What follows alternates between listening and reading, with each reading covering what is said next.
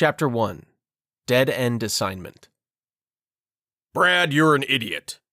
I looked at the lined face of Admiral Terrence Oliphant. His crisp blue uniform held so many ribbons that I was idly wondering how he kept from hunching forward under their weight all the time. I wanted to argue with his statement. I really did. But you didn't argue with Terrence Terrible Oliphant in the Promethean Navy unless you had a death wish. But that alone didn't stop me from vocally disagreeing with the man. I had to admit I actually did sort of have a death wish, and not strictly in a figurative sense. The last 6 months had been the worst of my life in more ways than I could count, in no small part because of the man sitting across from me. But even so, I chose not to argue with his assessment of my intelligence, mostly because he was right. I was an idiot. If the last 6 months had taught me anything, it was that my stupidity was an incontrovertible fact.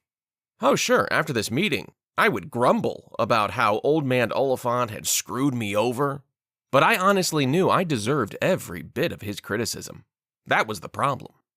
You know, I should kick you out of the Navy. He let the statement hang there as if he expected me to finally rise to my defense or beg for my job. As with his earlier insult, I didn't engage with him on this either. Part of me was absolutely terrified that he might follow through with his threat, but the other part of me wanted it to happen. It would remove the one final excuse I had to try to be, well, anything. Into my mind's eye, I pictured myself leaving the Promethean Naval Headquarters building in street clothes, my rank and station stripped, and my fate sealed. I knew what I would do if that happened, and it involved a large bottle of cheap whiskey and my service sidearm. Maybe I would leave a note, maybe I wouldn't. Who would read it? Obviously, seeing I wasn't going to give him the satisfaction of begging to stay in the Navy, the Admiral frowned deeply. Then he shrugged and continued. I would kick you out if it were entirely up to me, but it's not. He seemed incredibly disappointed in that fact. Besides, I think you'll find yourself wishing I did drum you out. Maybe you'll even save me the paperwork and resign your commission. Now he sounded hopeful. But despite my fatalistic musings, I wasn't about to resign. No way would I give him that satisfaction. Your new assignment is being sent to your in-plant now. We're sending you to Gerson.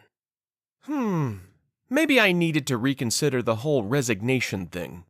Gerson was the whole of the space lanes, the armpit of Promethean territory, and it was on the edge of human-controlled space. It literally bordered on nothing, so nothing ever happened there. It barely even rated a naval station. Still, maybe it was better than eating a bullet. Just barely. You'll be taking command of the Persephone, he continued, a smile breaking out on his too good-looking features for the first time. And there it was. Now it definitely wasn't better than ridding the universe of my pathetic existence. The Persephone wasn't a command. It was the butt of a joke. It was the last of the Poseidon-class missile frigates, a failed experiment in building smaller warships to extend the Promethean Navy's patrol area. An experiment that had lasted just long enough for the first Poseidon classes to show their stripes in their shakedown cruises. They were horrible.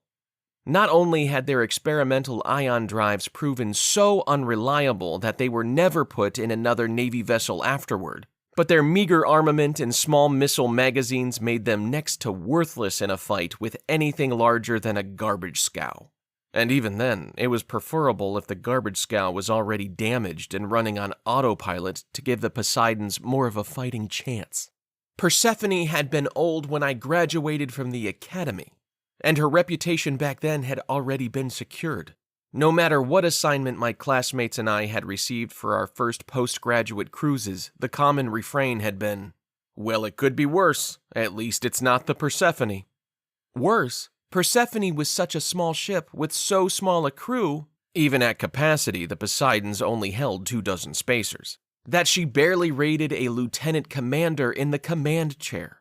And I was a full captain. The message was clear. The Navy wanted Brad Mendoza out. But they weren't going to just discharge me and let me fade to obscurity in peace.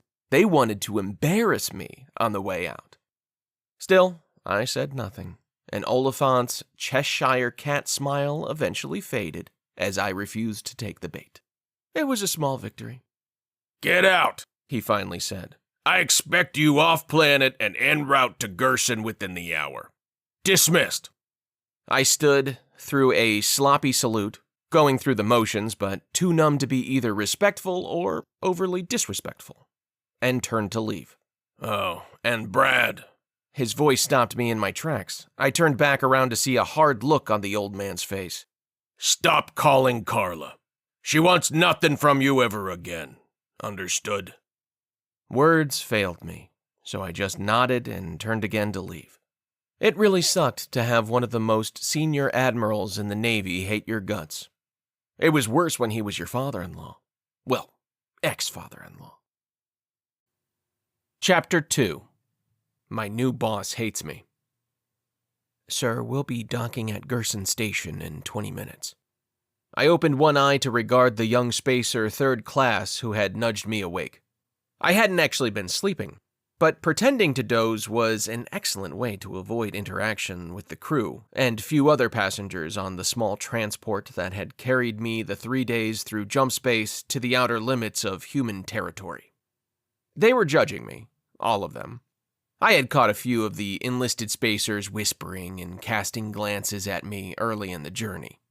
And sure, they could have been talking about my unshaven appearance or my wrinkled uniform, but I couldn't shake the feeling that they knew about my latest assignment and were having a great joke at my expense.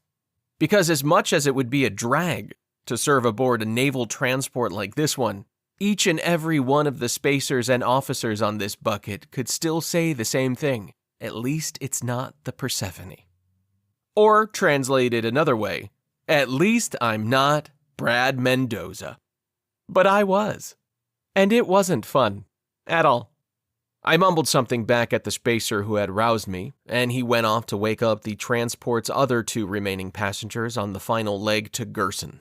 One of them was an older enlisted man wearing an engineer journeyman's patch, telling anyone who saw him that he might be enlisted, but his unique skill set made him pretty much immune to the orders of any mere mortal officer below the rank of commander. Shiny new ensigns who made the mistake of trying to issue an order to an engineer journeyman usually learned quickly the very narrow extent of their true authority over such men and women. He had ignored me the entire flight in such a pointed way that I was 100% certain he knew exactly who I was and where I was headed. It simply wasn't natural for him to have never once looked my way in 3 days. The other passenger was a civilian, or at least she wasn't in uniform, but she was very pretty, with long auburn hair and a lithe build that showed curves in just the right places, and reminded me a bit of my ex-wife. She had caught me looking her way a couple of times on the first day in transit, letting my imagination run a little free. Her sour return look quickly put an end to my fledgling fantasies. Since then, I had made it a point not to look at her. Every time I did, even by accident, she met my gaze with a hard stare that told me she wouldn't want my attention even if I weren't the biggest pariah in the Promethean Navy right now. I sat, studiously, trying not to see or be seen by either the engineer or the redhead while the transport neared Gerson Station. At least as the ranking officer on board the ship, I was granted one of the few seats near a virtual portal. It was the one and only concession to luxury that the Spartan naval transport provided. The bathroom didn't even have a shower. Just a full-body disinfectant and deodorant sprayer that made me crave the bottle of cheap scotch I'd smuggled in my footlocker. But the portal gave me a video view of the approaching station. Unfortunately, it also gave me my first look at my new command. HMS Persephone probably hadn't started life as the spacecraft visual equivalent of a flounder, but she sure had evolved into it over the decades.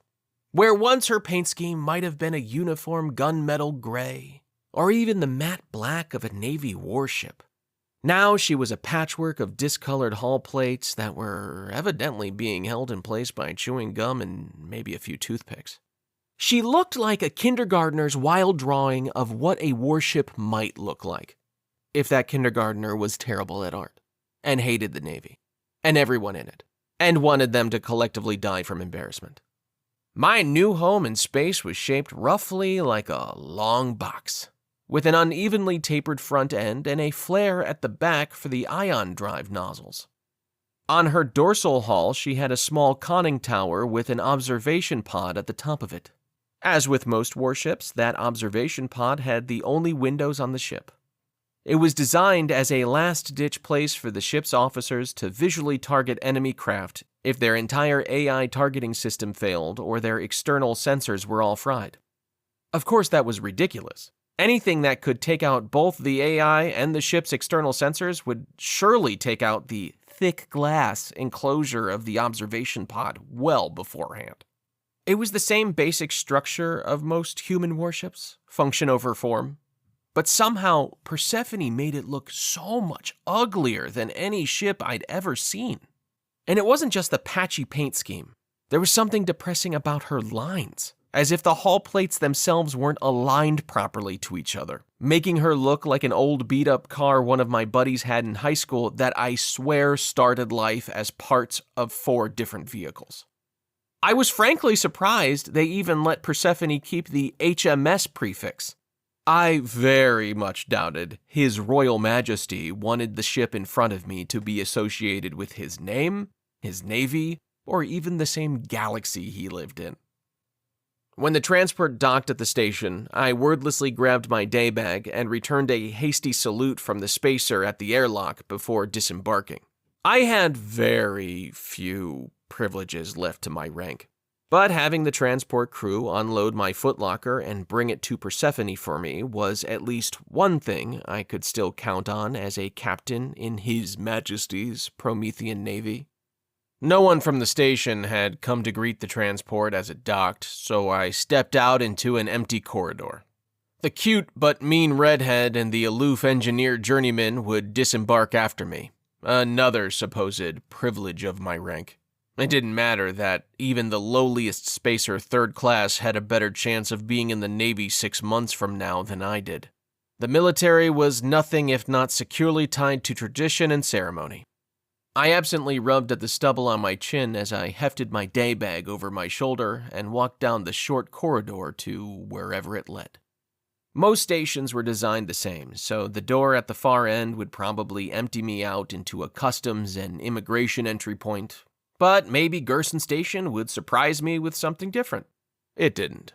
The bored-looking man at the customs and immigration desk eyed me with just enough interest for me to know that he knew who I was and why I was there. The lack of respect in his tone also made that clear, before he waved me through. "Oh, Captain Mendoza," he said, almost as an afterthought. "Captain Wainwright has asked that you present yourself at the Naval Commander's office on Level 3 before you board your ship." I eyed the man dubiously. I had no idea who Captain Wainwright was. His or her name was probably in the orders and briefing packet stored in my implant, but I hadn't even been tempted to read them beyond the first few sentences. Those had made it clear I was to report to Persephone in the Gerson system and end my naval career. With the Admiralty's compliments, of course. Shrugging, I walked out the far door and into a larger open area than I'd yet seen. It looked like the interior of any other station, with a few shops and moderately narrow corridors between them, interspersed with intersections that led to other docking airlocks. Except, being a fringe system, the shops in Gerson Station were low-end and utilitarian. There were no luxury goods being sold on this station, at least that I could see. Apparently, people this far out from the rest of humanity didn't need fancy luggage, purses, or perfumes. They were good with packaged fried foods and cheap booze. My kind of place. The signs stenciled on the corridor bulkheads led me to the station's central hub, where 3 cylindrical lifts clustered together to take people to different levels. I boarded the one facing me and keyed in Level 3 using an old-style button after my implant failed to find a connection to the lift's controller. How quaint. 2 minutes later, I was off the lift and stepping through the door into the outer room of the naval commander's office. This part of the station did look like every other station I'd been on, all standard naval issue. The carpet here was a little more worn than usual, and the reception desk had a few extra chips in the cheap plastic veneer, but otherwise it could have been a station in orbit of Prometheus itself. I eyed the spacer behind the counter, a young man who watched me back with barely concealed interest. He was trying very hard not to gape at me and frown at my sloven appearance, and he was failing miserably at both. "Can I help you, Captain?" I fought the urge to sigh. The kid had to know precisely why I was there. His passive-aggressive question just showed that I was to be afforded no respect befitting my rank. 6 months ago, that would have ended with me pulling the boy up and dressing him down while conducting a point-by-point inspection of his uniform while I questioned his parentage. Now, I couldn't even muster up enough righteous indignation to care. "Captain Mendoza to see Captain Wainwright," I said in what I thought was a long-suffering tone, but it sounded monotone to my ears. I'd had a hard time expressing any emotion in my voice lately. Everything just came out flat. "Of course, sir. I will inform the captain of your arrival. If you would please take a seat, I will show you in as soon as she is ready." Now I did sigh. I just couldn't help it. Wainwright, whomever she was, at least I knew her gender now, had summoned me, which would imply that she'd known I was coming and had planned this encounter. Making me wait now was either a clumsy power move or a calculated insult. Either way, it didn't bode well for the meeting I was about to have. I dropped my day bag onto one of the empty chairs and flopped myself down in the one next to it. Pulling up a game on my implant, I moved a bunch of stupid shapes around to try and get them to fit in a stupid box. It was mindless, but it was about the most complex thing I could get my brain to tackle these days. And at least it kept me from thinking about anything for a few minutes here and there. Thinking was generally dangerous for me. After 10 minutes or so, right about the time I had restarted the game, for the 6th time, trying to beat my daily high score, the spacer at the desk stood and cleared his throat. This way, Captain." I stood, leaving my bag where it was, and followed the young man to one of the doors behind his desk. He opened it and gestured for me to enter, which I did, reluctantly. Captain Wainwright was a sour-faced blonde with her hair pulled back into a severe ponytail that made her forehead look huge.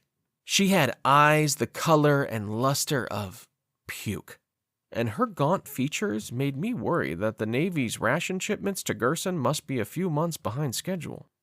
She frowned as I entered and threw her a salute that was only slightly less sloppy than the one I'd given my former father-in-law the last time I'd seen him, when he'd ended my naval career in all but name.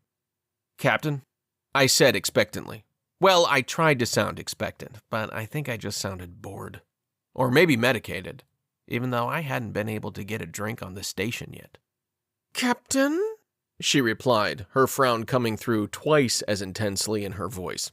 I pretended to ignore it, which was easy because I really didn't care. Without waiting for an invitation, I moved further into the small office and plopped down in one of the 2 spindly chairs that faced her across the desk.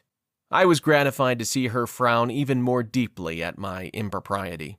I'd had so little joy lately, but seeing her upset gave me just a hint. "What can I do for you, Captain?" I asked. She waited a tick, though her eye twitched noticeably at my continued lack of decorum. I almost smiled. When she spoke again, her voice was heavy with her disapproval. "I would welcome you to Gerson, but maybe we can dispense with the pleasantries and get straight to business." I shrugged and said nothing, my thoughts turning again to the bottle of scotch in my footlocker. I'd passed at least 2 liquor stores in the station on my way here. Maybe I could pick up another bottle or 2. There was no telling how long I'd be on board my new ship before there would be another opportunity to stock up. "I'm sure you're aware of just how irregular this all is," Wainwright said as I daydreamed of an alcohol-induced stupor. "Irregular?" I asked, seizing on the word. "Yes, quite.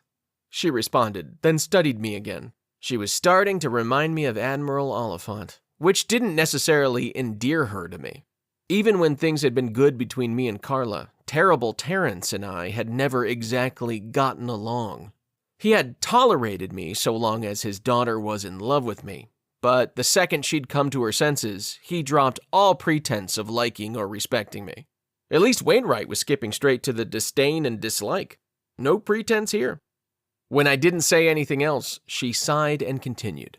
Normally, command in the system would go to the senior-most captain, as you well know. But my orders are different in this particular case. She paused, eyeing me expectantly. I thought about her words for a long moment, unsure of what she was getting at. Then a strange and rare moment of clarity hit me. I mentally commanded my implant to bring up Wainwright's service record and specifically asked for her date of latest promotion. Sure enough, she had been promoted to captain 3 years before, almost a full year after my own promotion date. So that made me the senior captain in the room. Awkward. Am I going to have a problem with you, Captain Mendoza? She asked when I still said nothing. I think she was trying to sound stern, but her voice cracked a little at the end of the question, and in another startling moment of clarity, I realized that at least a portion of her cold demeanor toward me had to be from her own nerves. After all, it wasn't every day you met the most hated man in the Promethean Navy and realized that he should have been your commanding officer. Probably, I replied, shrugging again. Everyone else seems to have a problem with me. Her eyes widened in surprise. Whether that was from my frank admission or my rakish good looks as I threw her a lopsided smile, I decided not to wonder.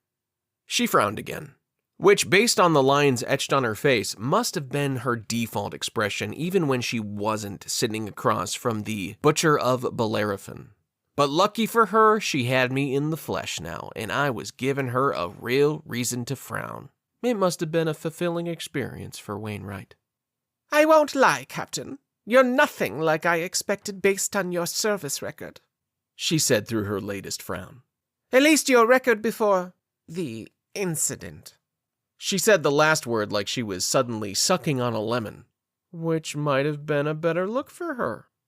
I decided to say nothing again. Let her draw her own conclusions. They would be far better than the truth in almost any event. Me opening my mouth was unlikely to make much of a difference. Anyway, she said after a long moment, I will be your commanding officer while you're here in Gerson, as I'm sure your orders have already made clear to you. They probably would have if I'd read them. For now, I'd have to take her word for it. I will expect weekly reports from you during patrols and daily reports while on station. Is that understood? I raised an eyebrow and almost smiled. I could tell she was expecting me to argue. After all, I was more senior, and the stated expectation of regular reports should have insulted me.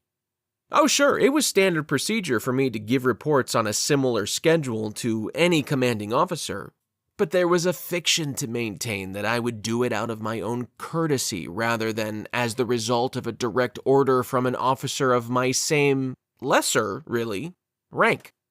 I decided to let it slide. I was just having such a hard time caring. Of course, I replied evenly.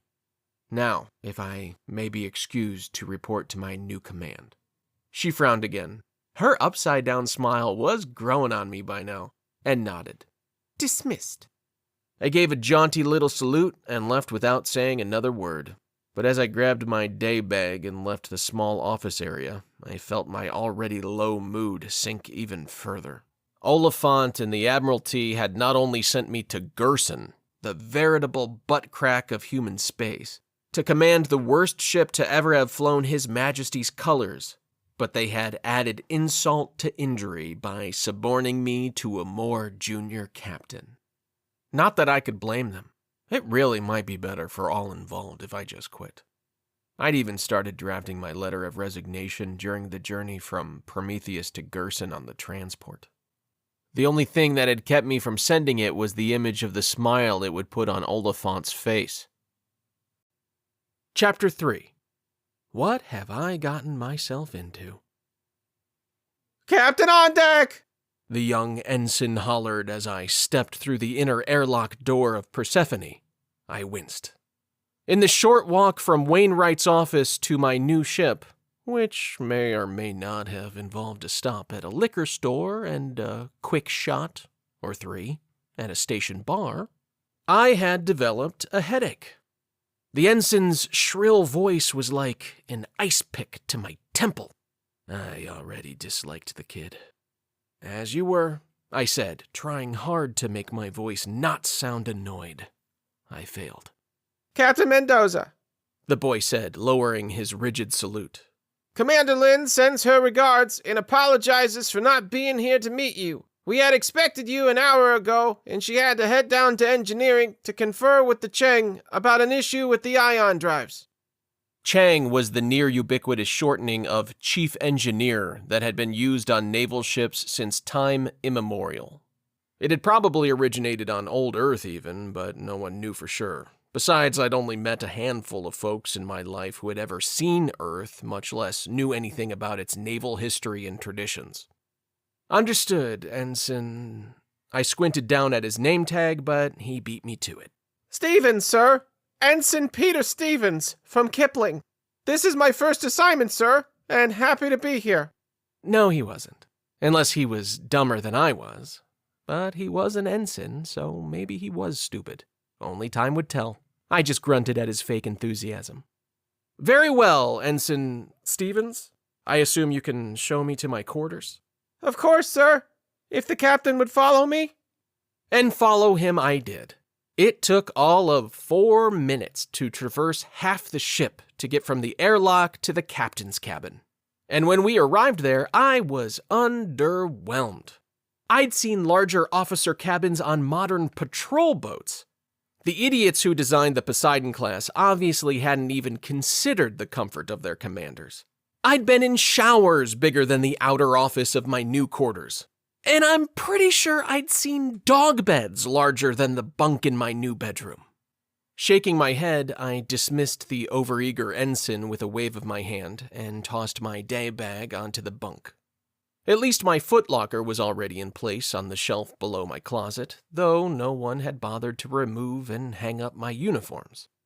I should have cared about that, I suppose, but made no move to unpack my things. Looking around, I almost reopened that letter of resignation on my implant. But I had the fleeting mental image of the Admiralty gleefully stranding me in the Gerson system by refusing me return transport to Prometheus on a naval ship. And I decided against giving up my commission quite yet. After all, I hadn't even had time to come to loathe my new ship yet, though it was certainly off to a strong start. I looked at my day bag and was tempted to take out one of the bottles I'd purchased on the station. Stevens had no doubt smelled the alcohol on my breath from my stop at the bar, but he'd been wise enough not to say anything. Still, I was already feeling a bit buzzed, and even a screw-up like me knew better than to show up to my station on my first day of a new command completely drunk. I'd wait until that evening. A knock at my cabin door interrupted my heavy contemplation of the proper procedures of command. "Come," I mumbled, but the hatch opened before the person could have heard me. I stepped, and it indeed was just about one big step's distance, out of my bedroom and back into the outer office to see a large brute wearing an enlisted man's garb, with the chevrons of a petty officer on his skin suit sleeves, which were rolled up against regulation, to reveal beefy, hairy forearms. The guy had to be at least 2 meters tall, abnormal for a spacer. I imagined he hit his head all the time on the tops of hatches throughout the ship. He was also handsome, in a way that made me feel oddly threatened, with a square, chiseled jaw covered in just enough stubble to enhance his appearance. I would have killed to look that good without shaving. I just tended to look, well, like an alcoholic. He had blonde hair, perfectly combed and slightly longer than regulation, above cold blue eyes. He reminded me of my high school bully. "Captain Mendoza?" he asked in a voice that would have sounded belligerent if I hadn't known any better. I looked around the cabin incredulously. Who did he think was wearing the captain's uniform in the captain's cabin? He didn't wait for my response. I'm Jacobs. I'm sure you've read my file. I had not. But that didn't make him special. I hadn't read any of the personnel files attached to my orders. So you know who I am and what I'm all about. He continued, unaware that I most decidedly did not. And I just wanted to talk to you early to set expectations. I frowned. Spacer, you're bordering on insubordination, I said in my best attempt at a stern voice. It took a lot these days to make me feel any emotion, but this guy had instantly rubbed me the wrong way. He smiled. I don't care, Captain, he said flippantly, and my mouth dropped open. I'd always thought that was just a turn of phrase, but my mouth literally dropped open in surprise. Go figure. Listen, he continued. Everyone knows who you are and what you did. They don't send captains they like to the phony, so I'll give it to you straight. You stay out of my way, and I'll stay out of yours. But don't think you can intimidate me with your rank, Mendoza. No one is going to listen to a performance write-up from the butcher of Bellerophon. He was the first person ever to use that nickname to my face. I knew what they called me behind my back, of course, but the audacity! Stay out of my way, Captain, and we'll get along just fine. My mouth was still open, and I was debating how to respond when the big man turned heel and left back through the outer hatch, which he almost slammed closed behind him. Stunned, I sat down hard in my tiny desk chair, staring at the hatch and picturing the man's receding back. Never in my 15 years of naval service had I even heard of an enlisted man talking that way to a captain. Oh sure, stories abounded of senior chiefs and petty officers dressing down shiny new ensigns, and even the occasional lieutenant who got too big for his britches. But a captain? Never. I wanted to be furious. I wanted to call the man back, read him the riot act, and then throw him in Gerson Station's brig for insubordination. But I was still so shocked by the encounter that I just sat there, staring at the closed hatch and wondering just what in the depths of Hades I'd gotten myself into. Chapter 4. Jessica Lynn. 5 minutes later, I was still sitting mouth agape at my desk when another knock came at the cabin door. I jumped in my seat, involuntarily picturing the massive Jacobs having returned to spout more insults and maybe even break me in pieces with his hairy forearms. But I overcame my shock when the knock came again. It sounded timid, of all things. Definitely not Jacobs. "Come," I said, and the hatch opened slowly. In stepped one of the most gorgeous women I'd ever seen. Have you ever seen one of those women whose dimensions are so perfect that it hurts? And whose face is so wonderfully proportioned with smooth, unblemished skin that never needs an ounce of makeup, that it makes you forget your wife? Well, ex-wife for me. Me neither. But the woman before me came as close as anyone I'd ever seen on both counts. I'd always loved Carla and thought she was as beautiful as any woman in the galaxy. And maybe it had something to do with her telling me she hoped I'd die in our last conversation with each other. But the king's officer I laid eyes on now put Carla to shame. Her short hair was jet black and straight, a sign of her obvious Asian ancestry, along with the slight hint of epicanthic folds around her eyes. She wasn't overly tall, probably around 175 centimeters, but her thin waist and legs made her look taller than she was, while her curves offset them in an incredibly pleasing way. "Captain Mendoza?" she said crisply, throwing an equally sharp salute as she brought that perfect figure to full attention in a way that made me want to bless the King's Navy for designing its uniforms to double as decompression skin suits. "Lieutenant Commander Jessica Lynn, reporting for duty. Welcome aboard, Captain." I stared at her, my mouth open, twice in one day, before I finally mumbled, "At ease, Commander." She dropped her salute and put her arms behind her back, shifting her stance wider on the deck and keeping an expression of professional calm on her face that at least didn't look like she had noticed the drool on my chin. I'm sorry I missed you coming aboard, sir. Chief Engineer O'Malley requested a conference with me. I came as soon as I was able to leave engineering. I said. Real smooth. Did she know how great she looked in that skin suit? She had to, right? No problem, Commander. Ensign, Stevens? I think I said the right name. Showed me to my quarters, and I've already met some of the crew. No need to tell her about the aggressive and surreal encounter with Jacobs yet, not before I had a better handle on the obvious personnel issues on this horrid little ship. Thank you, sir, she said with a hint of a shy smile. That had to be affected. There was no way a woman who looked like that could ever really be shy. Then her smile disappeared. I trust that the crew is being accommodating thus far? The way she asked the question, with a mix of trepidation and hopefulness, made me think that she had already guessed or even heard about the encounter with Jacobs. But I decided to play dumb, for now.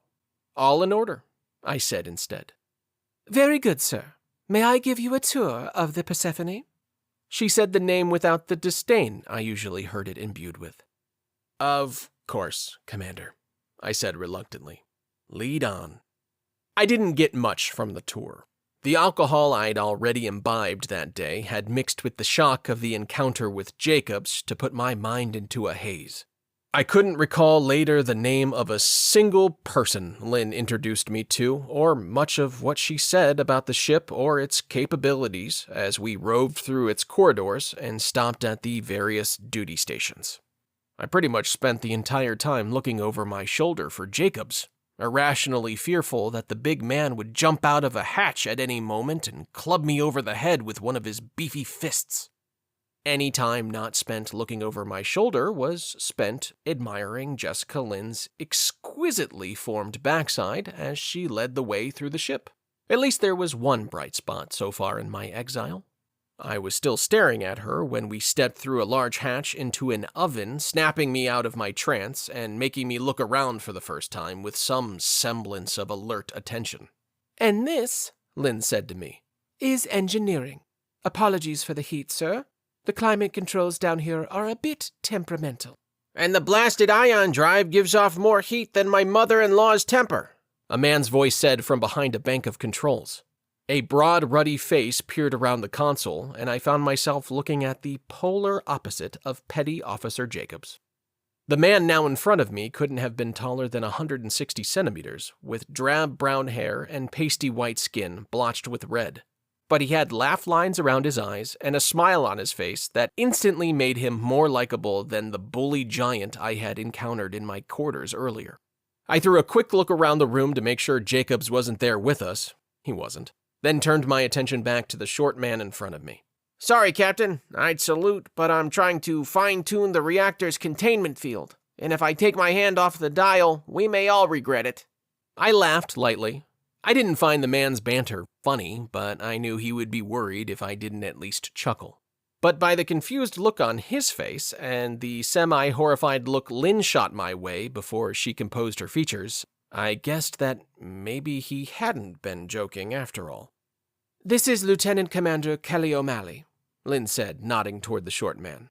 Kelly O'Malley? I asked incredulously. The man shrugged with one shoulder, hopefully not the one supporting the hand still adjusting the reactor's containment field, and smiled. I know, huh?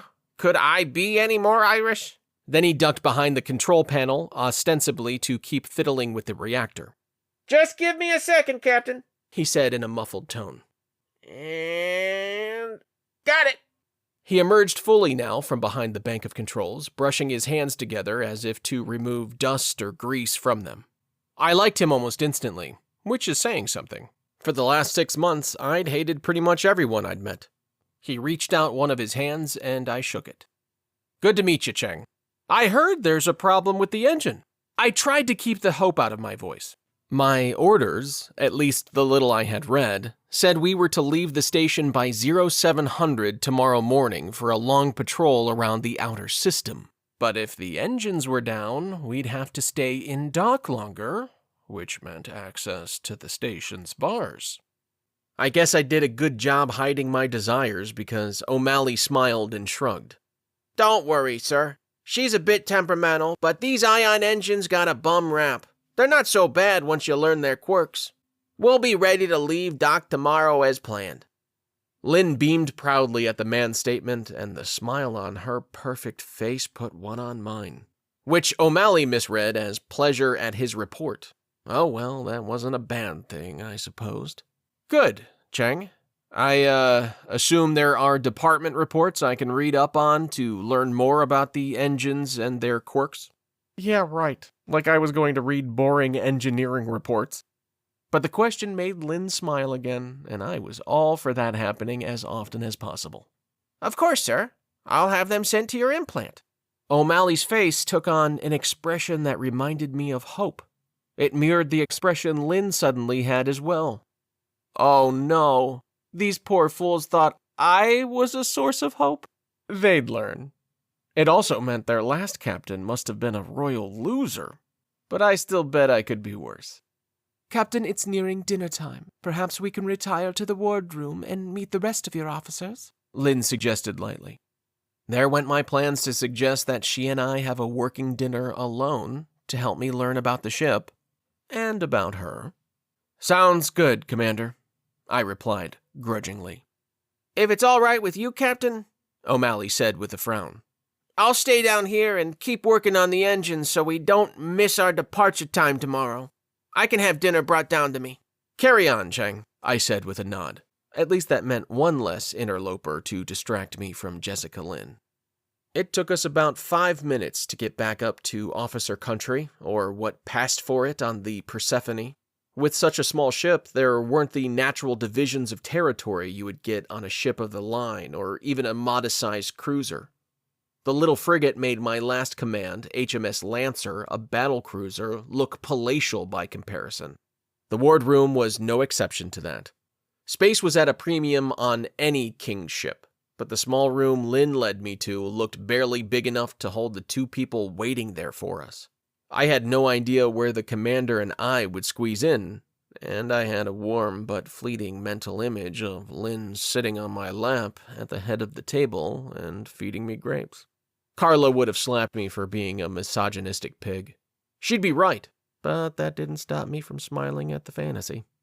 The 2 officers already in the room stood up awkwardly.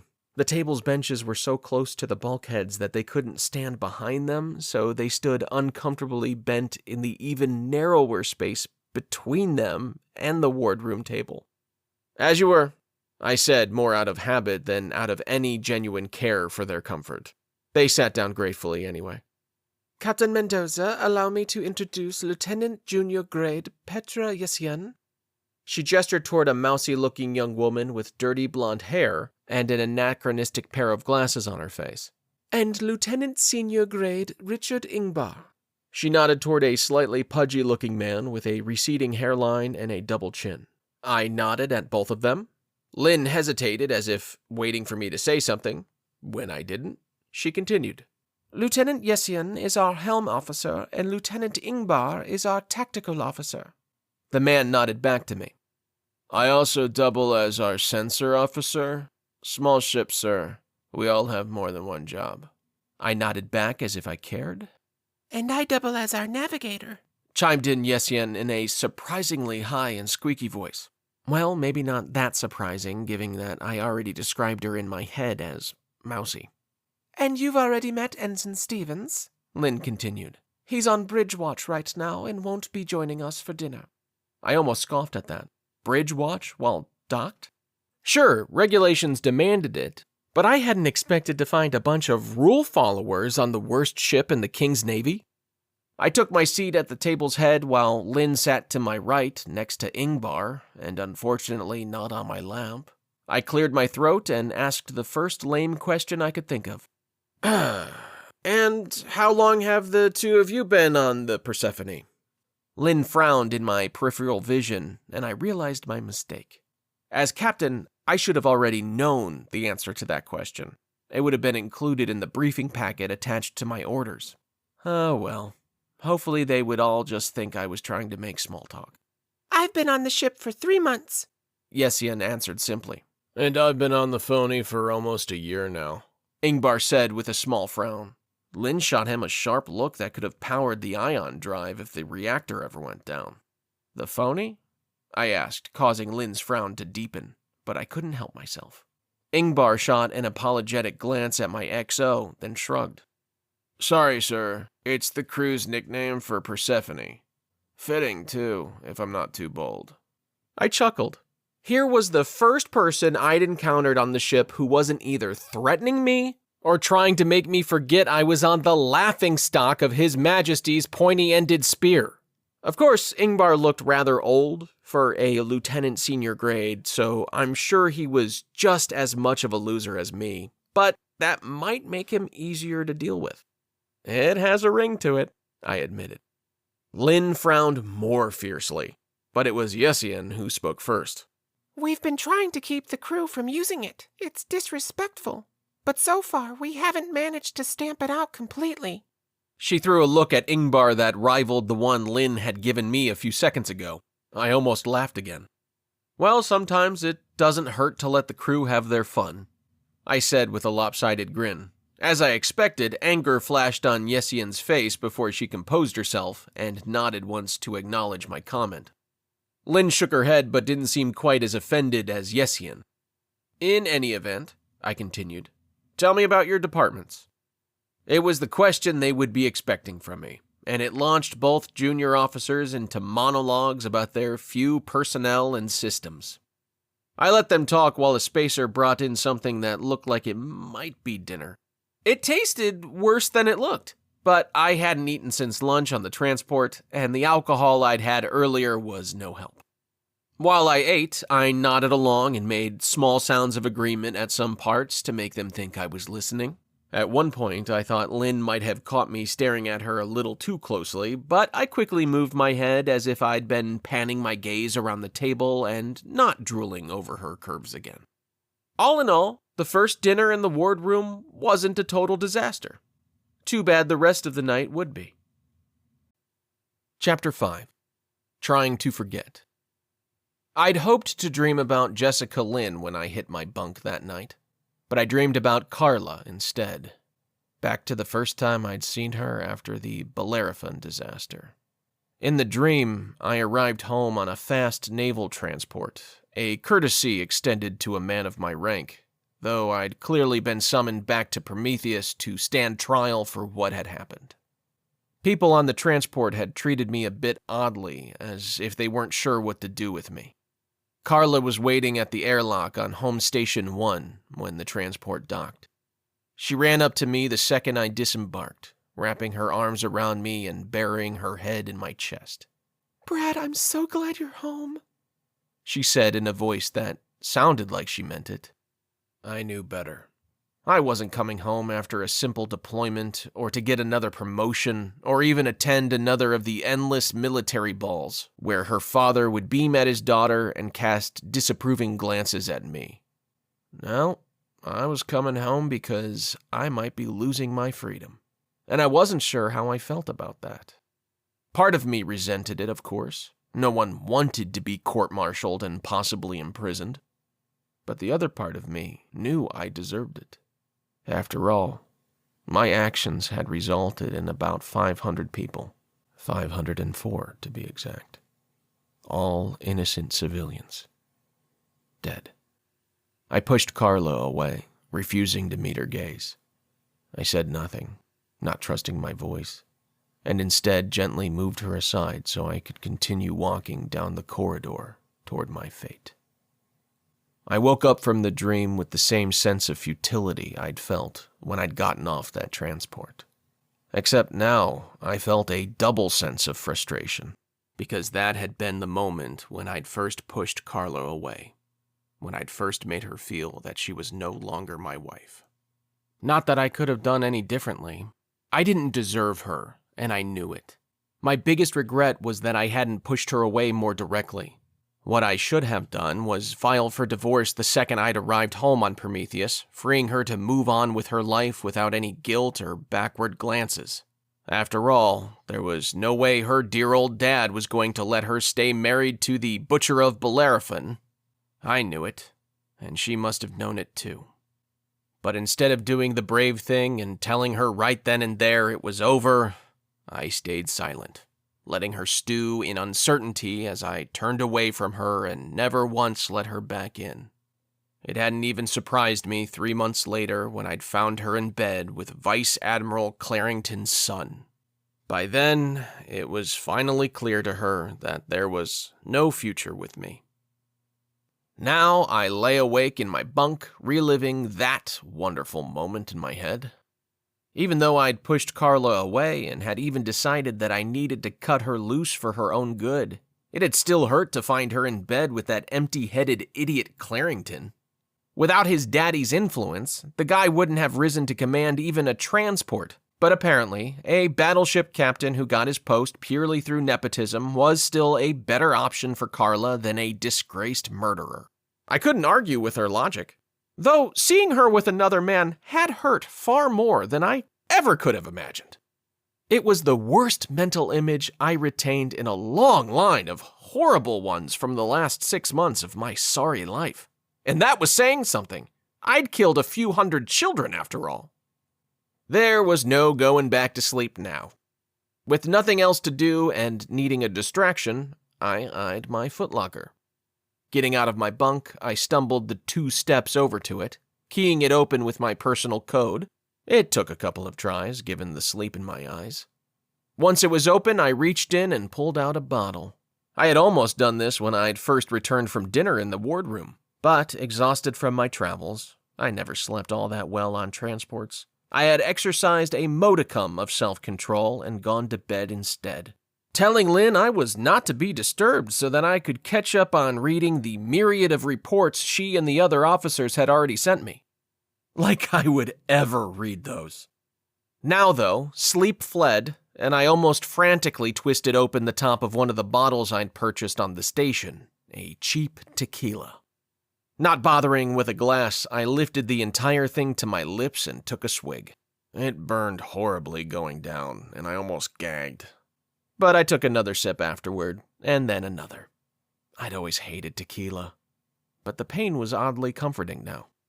I lost track of the number of swigs I took, but it at least helped me mostly forget the image of Carla in bed with Clarington. I have no idea when or how long I passed out, but I woke up to find myself on the floor of my cabin, lying in something wet. I groaned when I saw the tipped-over tequila bottle, the contents I hadn't drunk, all over the floor near my bunk and soaking into my skin suit. There was a little vomit mixed in as well. That bottle, along with the other 2 I'd brought aboard, needed to last me for the entirety of the 3-week patrol me and the phony were set to embark on in the morning. But just like that, a third of my liquor supply was gone. Suddenly, a pair of shoes appeared in front of my face. My first panicked thought was that Lynn had found me passed out in a pool of alcohol and puke. That would surely hurt my chances with her. But even in my fogged and drunken state, I recognized the big feet of a man. Wincing at the pain it caused in my neck, I peered upward to see an older salt with graying hair and an enlisted man's uniform frowning down at me. "Who the—" I started to ask, but a fit of coughing cut it off. Sir, I'm Warrant Officer Hogue, the intruder said in a deep baritone voice. Ship's supply officer and your steward. My what? I knew what he'd said, but ships the size of Persephone usually didn't warrant a warrant officer or a steward. Warrant a warrant officer? I might have laughed at my own internal play on words if my brain weren't so foggy. Your steward, Captain Mendoza, the man said with a pronounced grimace. I'm sorry I wasn't on board when you first arrived. I was securing the last of our supplies from Gerson Station Control, and I just returned to the ship a few hours ago. I was coming to get you for breakfast, but you didn't answer my knock. Well, I started, but then I trailed off. I really had no idea what I was about to say. And I was still lying on the ground, not my preferred position from which to say anything pithy. Sir, we're due to leave dock in little over an hour. With all due respect. Funny how people who said that usually didn't say it with even a modicum of actual respect. We need to get you cleaned up and on the bridge. I didn't argue. I was too wasted to do so. Instead, I let Hogue lift me off the floor and help me into my personal head, where I promptly vomited again, missing the head but spraying his shoes quite liberally. Minutes later, I was naked in the tiny shower with no memory of how I had gotten undressed. Shortly after that, I was drinking a cup of the blackest, strongest coffee I'd ever tasted, all under the watchful and blatantly judgmental eye of Warrant Officer Hogue. He said little else to me that I can recall, but somewhere around my third cup of coffee, I remembered to feel at least mildly embarrassed for the state he'd found me in. I even mumbled an apology for throwing up on his shoes. Hogue left after that and returned a few minutes later with a plate of breakfast. Given how terrible dinner had been the night before, I was loath to even try anything on my plate. But my new steward/overseer wouldn't let me get away with skipping breakfast. Using few words but many stern looks, he made it clear I was expected to eat everything on my plate. So I did, and it was shockingly good. Maybe they'd executed the cook who had dared to serve us the slop for dinner last night and somehow replaced him with a magical unicorn who used the black arts to turn the Navy's powdered eggs into something that tasted better even than the real thing. Either way, I didn't care. I'd shoot the other cook myself if it paved the way for whoever had prepared this breakfast to take over all cooking duties on the phony. Before I knew it, I had cleaned the plate. Then I barely made it to the head before I threw up again. Lovely. Chapter 6. Something is seriously wrong here. I groaned inwardly as I stood on the bridge of my new command, looking forlornly at the tiny space with only 4 duty stations in addition to my command chair. I'd once served as the tactical officer on the expansive bridge of a Hera-class fleet carrier. Persephone's entire bridge could have fit into just the space I'd had for my tactical station there. And it was kind of dirty. Dust covered some of the controls, and there was an unknown grease on one arm of my chair and a weird-looking stain on the floor next to it. I saw Commander Lin blush when she noticed me studying it. Hogue had gotten me mostly sober and on the bridge before the scheduled time for us to depart the station. But semi-sober didn't mean free of a massive migraine that had me squinting at the bright lights on the bridge. XO, tell Gerson Control we are retracting docking clamps and moving away on thruster power. Lynn acknowledged my command. I'd learned she included comms officer amongst her many duties on the bridge, and crisply relayed the message. Helm, fire port thrusters at 10%. I commanded, and Yessian confirmed the order after a slight hesitation. I knew what was bothering her. 10% power was a bit much for an undocking procedure. Usually 5% was more than enough to move a ship far enough away from a station to light up its main drive. But I'd ordered 10% because I knew it would bother Yessian. I had so few joys left in life. Captain, message from Gerson Control, Lynn said with a weird measure of excitement in her voice. Happy hunting, Persephone. I wanted to snicker. It was the traditional send-off for a ship leaving station, and I had heard it hundreds of times before. But it suddenly struck me as ridiculous in this situation. First of all, a piece of junk like Persephone wasn't going to be hunting anyone. The best we could do if we encountered trouble was to call in reinforcements and run the other way while we hoped the finicky ion drive didn't crap out on us. And second of all, there would be nothing happy about this voyage. But I sensed that actually laughing out loud would break Lynn. She looked so eager and shiny about leaving port that I could almost believe she wanted a dull patrol of the outer system. But whether it was affected or not, she looked spectacular while she sat at her station and watched the forward view screen. So I decided just to enjoy it and not burst her bubble. Engineering, I called, the bridge's AI automatically relaying my voice down to the ship's depths. Is that ion drive ready for me, Chang? Yes, sir, came the overly enthusiastic reply from O'Malley, and I couldn't help but shake my head slightly. Ready when you need her, Captain. Fine. even if I had been praying that we'd have a last-minute malfunction that would keep us on station for another day or two. Heck, if I was lucky, we would have had a catastrophic failure that would have put us in dry dock for the next 3 months. But apparently I was cursed with a good chief engineer, or just the worst luck of any captain in the history of the King's Navy. Either way, we were due for our date with some random dust cloud out past Gerson's asteroid belt. Maybe we'd see smugglers if we were really lucky, or unlucky from my point of view. Very well. Helm, prepare to go 1/3 power on the main drive, I said reluctantly. Lynn twitched at her station as if I'd slapped her. Sir, don't you think you should say a few words to the crew before we light up the main drive? Maybe tell them our orders, or introduce yourself? Ugh. Lynn may be hotter than most movie stars I'd ever seen, but she was starting to get a little annoying. Oh, of course, I answered lamely. Open a ship-wide channel, please, XO. She nodded and motioned to me that it was done. I hesitated, then started talking. Ladies and gentlemen, this is Captain Brad Mendoza speaking. I have taken command of His Majesty's ship Persephone as of, I checked my implant, 1700 hours, yesterday.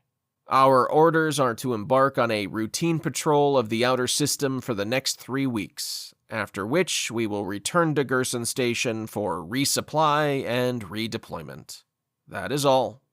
I motioned for Lynn to cut the channel. She did so, but I could see from her face that she was disappointed in me. What had she been expecting? Some grand speech? As if it would mean anything to the screw-ups on this ship. That thought quickly made me picture the massive Jacobs laughing at any speech I did try and make. I promptly thrust that image aside and focused back on my XO. She was still looking at me and frowning. Oh well, I couldn't please everyone. Maybe she would want to talk about it later, in private, maybe in my quarters. That mental image I did my best to keep around, all the way to the outer system. Dinner that evening was significantly better than it had been the night before. I learned that Hogue was normally the cook on Persephone, but that he'd been gone last night, as he'd told me, securing the ship's final supplies. That had left a spacer second class to cook dinner in his absence, and the results had been abysmal. But now that Hogue was back, I had to admit that this voyage might have a bright spot, apart from Lynn's extraordinary derriere. My new steward was an excellent cook, somehow turning even boring and semi-disgusting naval rations into something that wasn't just edible, but actually enjoyable. Lynn was silent at dinner. Apparently, my less-than-inspirational speech when we'd left station had upset her more than I'd counted on. She wouldn't even meet my gaze. Yessian, on the other hand, was glaring at me. I'd pegged her right for a rules stickler, and my little stunt overpowering the thrusters to undock had her tied in knots. At least I'd been able to crush the hope they'd both had in me. Better to set expectations early. I was making friends all over the place. Luckily, O'Malley joined us tonight, along with Ensign what's-his-name, the dumb one who seemed happy to be on the phony. Ingbar had the bridge watch, so the gregarious chief engineer did most of the talking, prattling on about some fine-tune adjustments he was making to the ship's artificial gravity.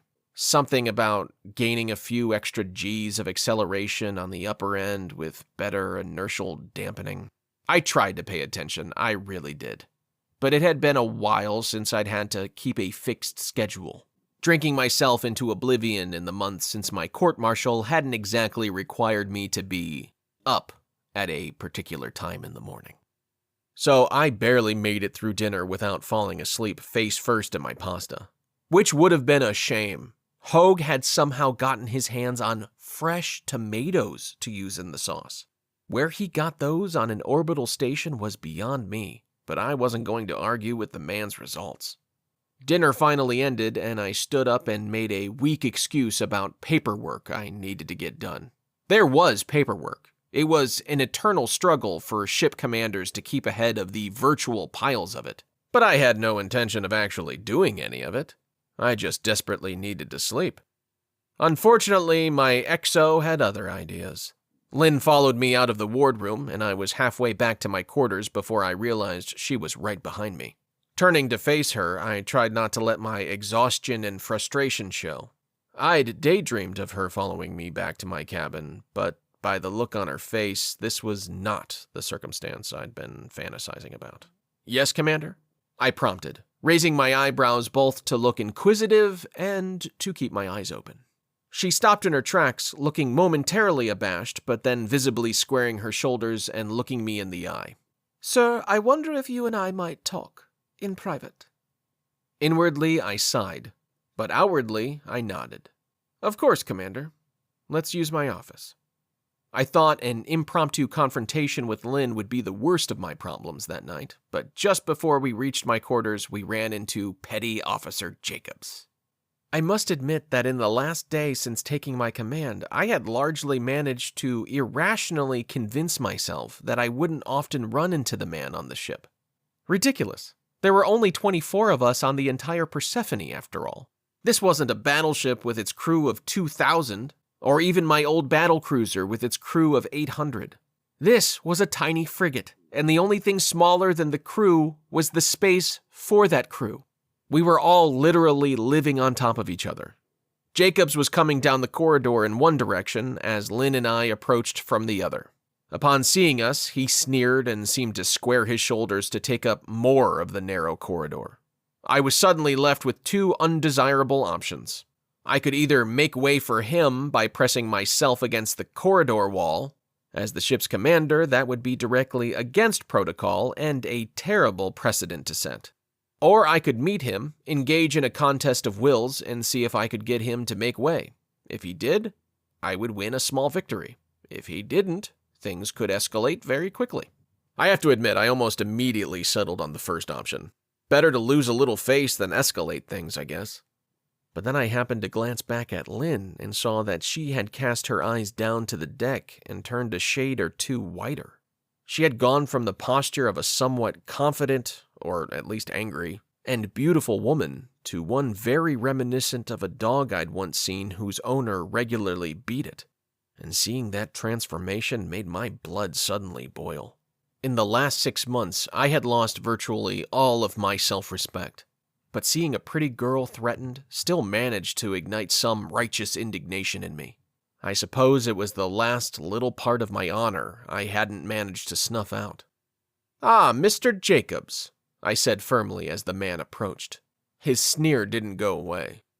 "I'd hoped to run into you." Now he looked confused, but managed to keep a disdainful grin that no longer reached his eyes.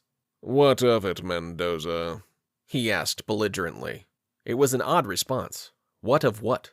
But I rolled with it. "Mr. Jacobs, you will address me as Captain or Sir as long as I am your commanding officer. That aside, your behavior in my cabin yesterday was completely unacceptable. You are to report to the mess at 0400 tomorrow morning to clean it top to bottom. I will be inspecting it." He faltered for a second, then his face turned red. "You can't," he started to say, but I cut him off. "I can and I will, Mr. Jacobs. And unless you'd like this to become a daily chore for you, you will carefully watch your next words." I didn't know I still had that in me. But old command habits apparently don't go away completely just because said commander turns into a worthless screw-up with no self-respect or future. He frowned, but I could tell he was considering all the angles. I had reached him now, and we stood in the corridor squared off with each other, less than a meter separating me from those vice-like hands and forearms that could surely crush the life out of me. Luckily for me, he chose not to argue. Then he did something that surprised me. He gave way, moving to the side of the corridor with his back pressed to the bulkhead so we could pass, which I did, careful not to meet his hateful gaze. I had moved past him and heard Lynn's footsteps behind me. Then I heard something else that was completely out of place in the corridor of a warship. It sounded like a smack, but it wasn't the sound of someone hitting a bulkhead as they tried to move around another person in a corridor. It was a sound that even my foggy brain almost instantly identified as a hand against cloth-covered skin, specifically in a fattier part of someone's body. I whirled, and by the look on Lynn's face, I knew my impression was accurate. Jacobs had slapped Lynn on the butt when she'd passed him. I opened my mouth to reprimand him, my anger rising. But then I saw the pleading look in Lynn's eyes and shut my mouth just as quickly. Jacobs just leered at her from behind. I turned and proceeded the remaining distance to my quarters, my XO following behind still like a beaten dog. Something was seriously wrong on this ship, and I was going to find out what. Chapter 7. So many mistakes. We got into the outer office in my quarters and the hatch shut behind us. I didn't even take my seat or invite Lynn to take one. I whirled and regarded her from just half a meter away. That was all the standing room there was in the small space. "Okay, Commander," I said. "Spill it. Just what is going on between you and P.O. Jacobs?" She looked down, refusing to meet my gaze. For a long moment, she said nothing. Then she shook her head. Nothing, sir. Just a personal matter. It's none of your concern. It was my turn to shake my head. Everything that happens on this ship is my concern, Commander Lynn. That was a mistake. She looked up at me now, a fire in her eyes and a hard set to her mouth. Really, sir? Permission to speak freely? Granted. My second mistake. With all due respect. Again, how come people only use those words when no actual respect is implied? How can you say that when you don't seem to care about anything happening on this ship? Do you realize you called Ensign Stevens by the wrong name 3 times at dinner tonight? Or that the punishment duty you just gave Jacobs isn't a punishment for him at all? That mess will be sparkling clean by the time you inspect it, but I guarantee Jacobs himself won't be the one to clean it. I wanted to stop her there and dig into that, but I didn't speak up fast enough and missed my opening. My third mistake. She continued. You don't seem to care about yourself or anyone else on this ship. You think I couldn't smell the alcohol on your breath this morning on the bridge? And if I smelled it, so did the other officers. I realize you may not respect yourself, but please do us the courtesy of respecting this ship and its crew. Are you done? I asked the question with a lot more anger in my tone than I'd intended. My fourth mistake. Yes, sir! She said it with such vehemence that it momentarily left me speechless. When I found my voice, it lacked its prior confidence. He smacked you in the hallway, didn't he? She grimaced, confirming it for me. Again, sir, it's a personal matter. I will handle it. I raised an eyebrow. Not everyone can raise just one, you know. I'd always been proud that I could do it quite well. Commander, that's a major breach of protocol, enough for a court-martial. You would know, she muttered under her breath, but we were close enough for me to hear it. I chose to ignore it. Probably the first thing I'd done right in this entire terrible conversation.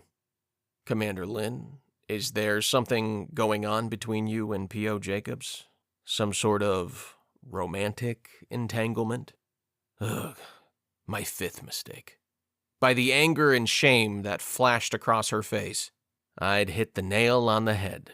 But she violently shook her head. Sir, there is nothing you need to concern yourself with. Really, Lynn? Him? Uh-oh. Sixth and, by far, my biggest mistake. And I knew it as soon as the words left my mouth. Her face turned even harder and she took a step forward, forcing her to look up at a sharper angle right into my eyes. What, sir? Mad because it's not you? Note from a woman subordinate. You've spent more time looking at my chest and butt than my face since you came aboard, so you can't be one to talk. Who I choose to get entangled with is none of your business. That wasn't true, strictly speaking. It was a major breach of naval regulations for Lynn to be romantically involved with any subordinate, including P.O. Jacobs. That I'd been hoping forlornly for the same kind of relationship with her myself, an even bigger breach of regulations given my position as captain and hers as my XO, was beside the point right now. But how to tell her that? I was so shocked by her brazen calling out of my leering gaze that I was left speechless, and extremely embarrassed on top of that. I mean, I suppose that it shouldn't have surprised me that a woman can tell when a man is undressing her with his eyes, but I'd never been called out on it before. So guess I'd fooled myself into thinking that the women I looked at that way didn't notice, or that perhaps I was good enough at hiding it that they never caught on. And I'd managed to largely stop doing it at all after I'd met Carla, at least with women other than her. But apparently I was wrong, and I'd managed to turn what was actually a semi-well-meaning intervention. By the way Jacobs had made her cower in the corridor, it was clear that any relationship between Lynn and the brute was not weighted in her favor, into an indictment of my own actions. That hurt. No good deed goes unpunished, I suppose. But Lynn was right. I'd lost any moral high ground from which to judge her actions. She didn't wait for me to respond or even to dismiss her. She spun on one foot, threw the hatch open, and stormed out of my office and into the corridor, slamming the hatch behind her. I caught myself watching her rear end as she did so. If I could have punched myself out, I would have done so in that moment. Chapter 8. The Detour. Captain, we're on station at the first waypoint, Lieutenant Yesian said from the helm. I'd managed not to come onto the bridge this morning smelling of alcohol. Not because I hadn't drunk myself into oblivion the night before. I was quickly draining my supply of liquor. I imagined that on a ship with Persephone's reputation, the enlisted spacers probably had a hidden still somewhere. But the last person they were likely to want to share its output with would be their captain. It was going to be a serious problem. Bad things happened to me when I didn't drink. No, I didn't smell like alcohol this morning because I'd remembered to take one of the anti-hangover pills I'd brought on board in my footlocker. Technology had come a long way in the thousands of years since man had first invented alcohol and drunkenness, and those pills were probably my favorite invention of that whole period. Not only did they do a fairly good job of driving away the headache and nausea that were common after a bender, but they also managed to mask the stench on one's breath. But only if I remembered to take them before I started drinking. I'd also shaved this morning for the first time since coming on board. But that hadn't been my idea. Hogue had made it clear, when he'd woken me up, that if I didn't shave myself, he would do the honors. With a straight razor he kept soaking in pure rubbing alcohol. I think he mentioned using salt as an aftershave as well. I knew he was messing with me, maybe, but it was enough to make me elect to do my own shaving. The man had even managed to press my uniform. I was almost insulted. It took a lot of work to make a skin suit look rumpled and wrinkly. I was mildly proud of my capabilities in that area until Hogue ruined my streak. "Thank you, Lieutenant," I responded to Yesian. My words only slurred a little. The stupid pills didn't take care of that little problem as well as I thought they should. "Lieutenant Ingber," had I gotten the name right? "Please conduct a full scan of the area, Protocol 4. Once done, we will move to the second waypoint." Boring. Seriously, nothing was more tedious than an outer system patrol. Space was huge, and the chances of us happening to stumble upon a pirate or smuggler in the vast expanse of an outer star system weren't just low. They were virtually non-existent. The only thing an outer system patrol was really good for, everyone knew, was to show the flag. The idea was that the mere presence of a warship on patrol would send the pirates and smugglers scurrying away with their tails between their legs. I dealt with a few pirates and smugglers in my time. They weren't the type to be worried about the infinitesimally small probability that a single warship on patrol would see them, much less be in a position to catch them. And even if they were, I couldn't imagine anyone being the least bit intimidated by the phony. "Captain, may I suggest we randomize our pattern?" It was the first thing Lynn had said to me in the 3 hours since we'd all been on the bridge for the day watch. Even as she said it, she didn't look over at me. I'd been careful to keep my eyes off of her, mostly. It was far more challenging than it should have been. I was pretty sure that at some point in my life, I'd had far more self-control than this. After all, I'd once been a happily married and entirely faithful husband. But a lot can happen to you after you kill 500 innocent civilians and drive your wife into the arms of another man. "Explain, Commander." I prompted. It wasn't unheard of for a warship to vary its patrol pattern away from the fixed waypoints and timings, but it also wasn't the norm. Lynn didn't respond immediately. I wasn't looking over at her. I found a spot of discoloration on the opposite bridge bulkhead that I had spent a large chunk of the morning studying intently for that very reason. I was really scrutinizing it now. It kind of looked like a jellyfish. Sir, She finally said, her voice brimming with uncertainty. I have no confirmation of this, but there have been rumors that our patrol patterns have been leaking out of Gerson Station. Now I did look over at her, but I was proud of myself that my entire focus was on her face. Her perfect face with those stunning eyes and plump lips. I literally shook myself in my seat like a dog, drawing a sharp look from Yessian. Lynn ignored me. Ingbar was either too busy doing his sensor sweep or he was playing a game with his implant. Either was equally likely. That's quite an accusation, Commander, I said. Any evidence to back it up? She finally looked over at me, frowning, and for a moment I thought she might back down and retract her suggestion, but she seemed to find a modicum of inner strength instead. No, sir. At least none worth sharing. But even the rumor makes me think we should take precautions. If we vary our pattern even a little, we might catch whoever is trying to use the information to get through our patrol cordon. Unlikely. We could completely randomize our pattern and still have almost no chance of seeing anyone. Or... Helm, I addressed Yessian. If someone knew our patrol pattern and schedule and wanted to enter or leave the system in the furthest possible place from where we are supposed to be, while also avoiding other patrols and the planetary sensor network, where would they go? I could see the woman's eyes go out of focus as she interfaced with her implant. It only took a few moments before she refocused and looked over at me. There are 3 possibilities, Captain, She said, her squeaky voice somehow crisp and professional. How did she end up on the phony? I had my suspicions, but that's all they were. First option is an approach between Helgard and Heaven Gate. Those were the names of 2 gas giants in the system.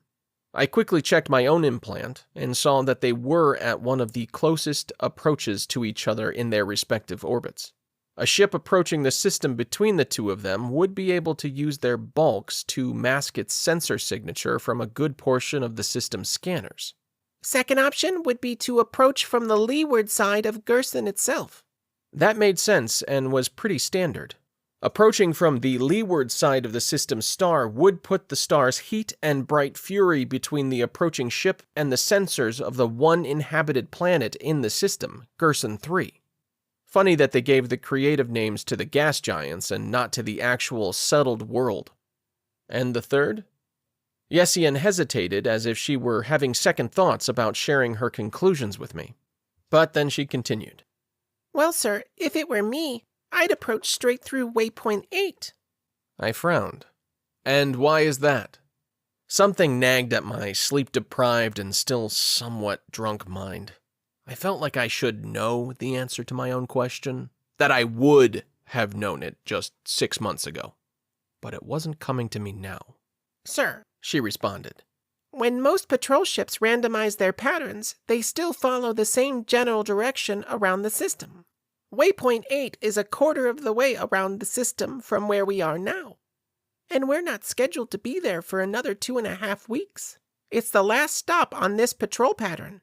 If we're dealing with someone who has our schedule, what better way to ensure we won't be in their way than by choosing the place where they know we won't be now? But because we will be there later, we're likely to discount it in our after-patrol reports.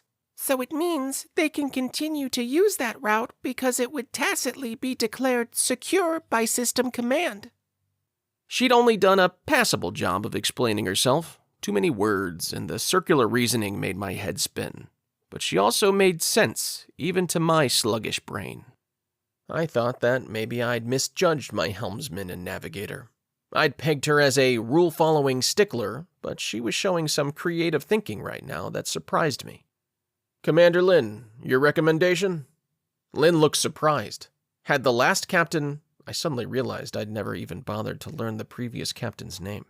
Never asked her for her opinion, or was she just surprised that I was asking for it? Sir, She hesitated only briefly. I think we should proceed to waypoint 8. I shrugged. Okay.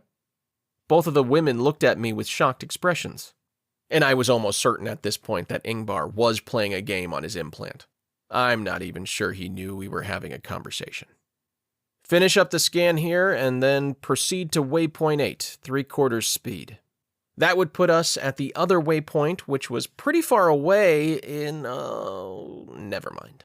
One of the first skills I lost when I became a drunken failure and murderer was the ability to do math in my head. Luckily, Yessian apparently still remembered how to do it, or she cheated and used her implant. Yes, sir. At that speed, we will arrive at waypoint 8 in 31.5 hours. Very well. I stood up from my chair. I'm going to catch up on some administrative items. Commander Lin, you have the con. I wasn't actually going to do paperwork, but a sandwich sounded pretty good right about then. Chapter 9. A Terrible Discovery. I'd almost forgotten about the punishment I'd inflicted on Jacobs the day before, but I was hungry, and thinking about the mess reminded me that the man was supposed to have cleaned it.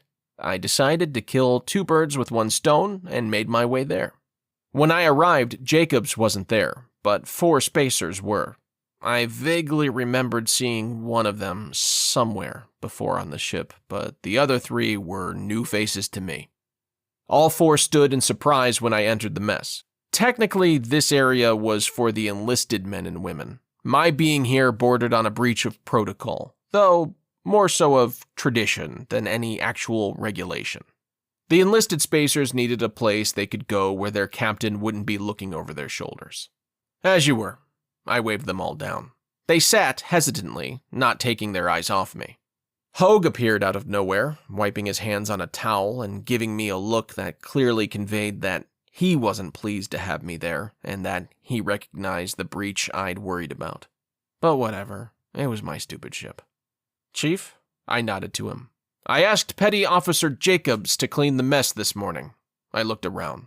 The room looked pretty clean, but never having seen it before, I had no reference point to know if it was always like this or cleaner than usual. Aye, sir, Hogue responded. the mess was cleaned this morning. The way he said it recalled to me Lynn's comment from the night before.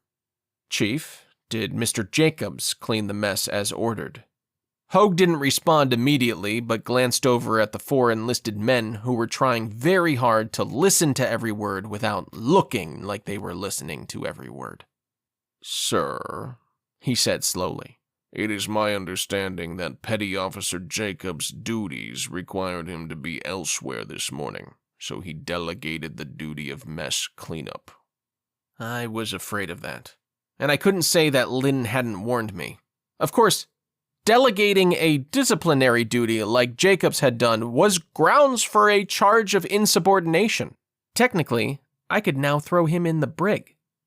But the expression on Hogue's face and the way his shoulders tensed, along with the anticipatory smiles I saw on the faces of 2 of the enlisted men at the nearby table, threw up warning signs that could even get through my special brand of stupidity.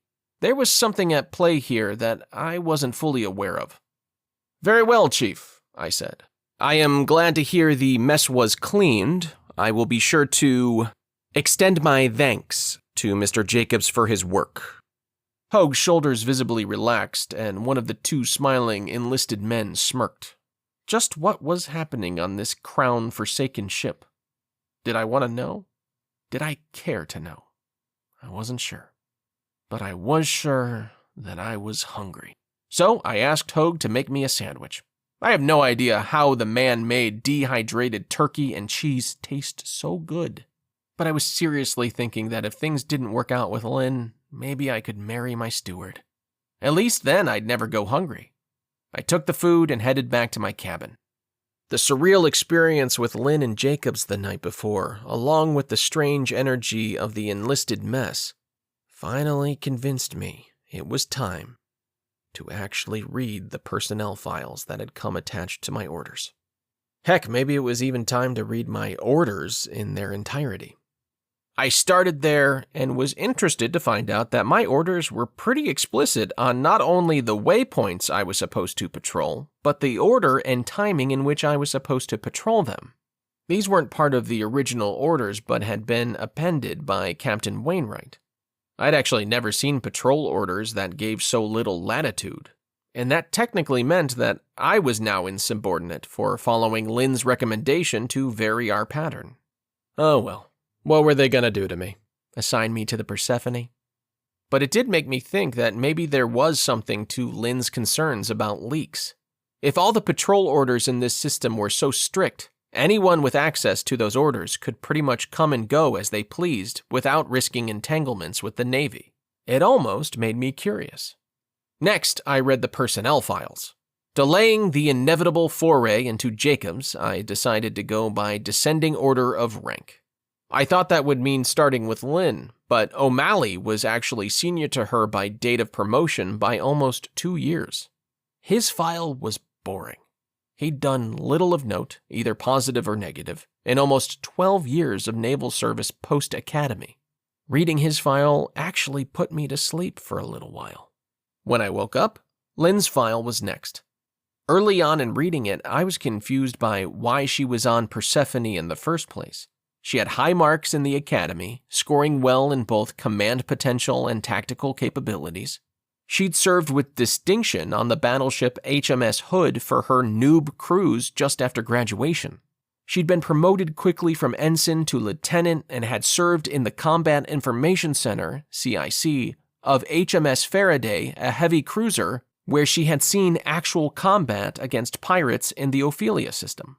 Her third assignment had been as a tactical officer on the destroyer HMS Ordney, where she'd also been promoted to lieutenant senior grade a full year ahead of the normal schedule. But then, abruptly, her rise to the top had halted. For reasons that had been redacted from her file, even for me, she'd been transferred from Ordney to a station desk job in the Lightman system. She'd stayed there for 2 full years. An unheard of amount of time on desk duty for any officer worth their salt. She'd returned to combat duty on HMS Ulysses, another destroyer, where she'd eventually been promoted to lieutenant commander. But as far as I could tell, that promotion had been based not on merit, but on simple tenure. She'd reached enough years as a lieutenant senior grade that naval regulations and tradition demanded she either be promoted or drummed out. The powers that be had chosen promotion, but then almost immediately transferred her to Persephone. She'd been on the dead-end ship now for almost a year and a half. What had she done on Ordney that had halted her career advancement so drastically? And why had it been scrubbed from her file? Before I could wonder too much at the question, my implant pinged me. It had found supplemental files on Lynn in the previous captain's personal logs on Persephone. As the new captain, I was granted access to those files by default. Did I want to amend those to her record? I accepted the prompt, and the first thing that popped up was a video file. My implant asked if I wanted to play it, and I accepted again. I had picked up a cup of coffee as the video started to play. I dropped it pretty quickly, spilling it all over the floor of my cabin, but barely noticing. I won't describe the video. I wish I hadn't had to watch it, but I had to be absolutely sure what I was seeing. Even so, I had my implant scan forward several times to avoid some of the more sordid details. Needless to say, I now had ironclad proof that Jessica Lynn was sleeping with Petty Officer Jacobs. And from everything I could tell, it wasn't consensual. And it wasn't just Jacobs. My implant had helpfully supplied a second video, which showed much the same, with another man I had never seen, but whom my implant helpfully identified as Commander Yancey Jessup, Persephone's former captain. For some reason I couldn't fathom, Jessica Lynn had been assaulted by both men, and I had the proof. And as more video files popped up to attach to her file, it became apparent it hadn't been a one-time thing. I may be a mass murderer, but in my humble opinion, this constituted another level entirely of pure evil. And even in my twisted and broken sense of morality, it was shocking in the extreme. My first inclination was to immediately throw Jacobs in the brig and then send a message to Wainwright to have the Navy find and arrest Jessup wherever he might be. But I stopped myself, fighting to bring my rising anger under control, because I knew that something like this needed to be approached with a certain measure of caution. The Admiralty may try and sweep it under the rug, and they certainly didn't put it on recruiting posters. But sexual harassment and even rape of this kind was a very real problem in the Promethean Navy. I imagine it had been in every military institution for thousands of years, even back when naval ships had traveled exclusively on water. Honestly, I wasn't sure I even believed those legends. Why restrict a ship to only be able to move on water? I'd been peripherally involved in 2 prior cases of rape. One had been pretty clear-cut.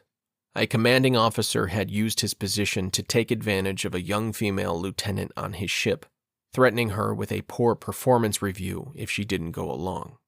Scared, she had acquiesced.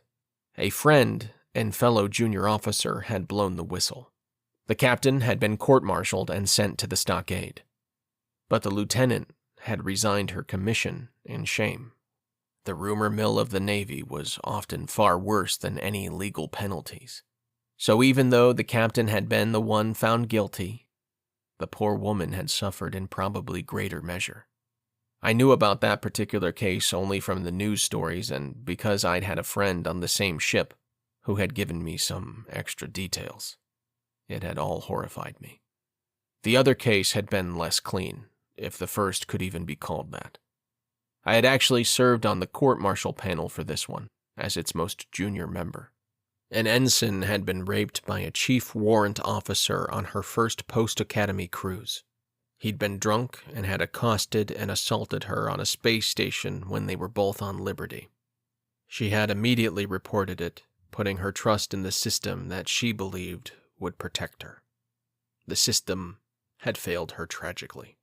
It had been her word against his, and his story had been that she had forced herself on him and demanded that he go along or face disciplinary action. She was technically his commanding officer, even though no ensign with half a brain would ever dream of giving an order to a chief warrant officer, and that automatically cast suspicion on her. Still, things should have gone her way. And I had argued vehemently in the court that the chief be convicted of all charges and dishonorably discharged with a recommendation of the maximum prison sentence. But then politics had intervened. The warrant officer came from a family that was very well connected in the Promethean Navy. In the end, the rest of the panel sided with him, and the woman had actually been convicted of the crime for which she'd been the victim. It was a travesty of justice, and had been the first time in my naval career that I had been ashamed to wear the uniform.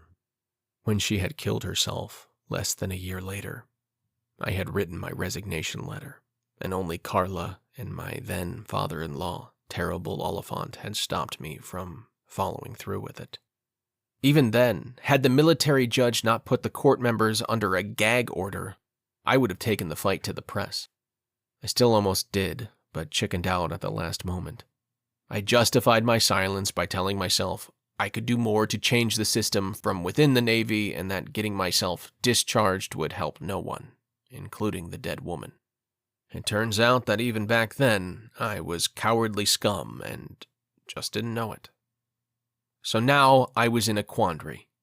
To me, the video evidence of Lynn's abuse was extremely unambiguous. But none of the videos had sound. Part of me was extremely grateful for that. And so I was largely making my judgment off of facial expressions and body language, which I thought made it clear that Lynn hadn't been a willing participant in the encounters. But I'd seen good defense attorneys twist evidence like that around pretty handily. The experience with the unfortunate ensign whose career and life I had failed to save as a member of the court had taught me not to take anything for granted when it came to situations like this. Plus, there was the strangely confident behavior of Jacobs himself. A man who would storm into his new captain's quarters and tell him off on day one and then smack his XO's butt in front of the same captain wasn't a man who feared being caught. He must have something he felt would keep him out of trouble and out of the brig. But what? I was about to open Jacob's file and find out, but I couldn't bring myself to do it. The last thing I wanted right now was to study more about that man, especially after what I'd just seen. I told myself I'd get to it later. Instead, I went to my footlocker and pulled out one of the bottles still stashed there. It was still early in the afternoon, but now there were new things that I needed to forget.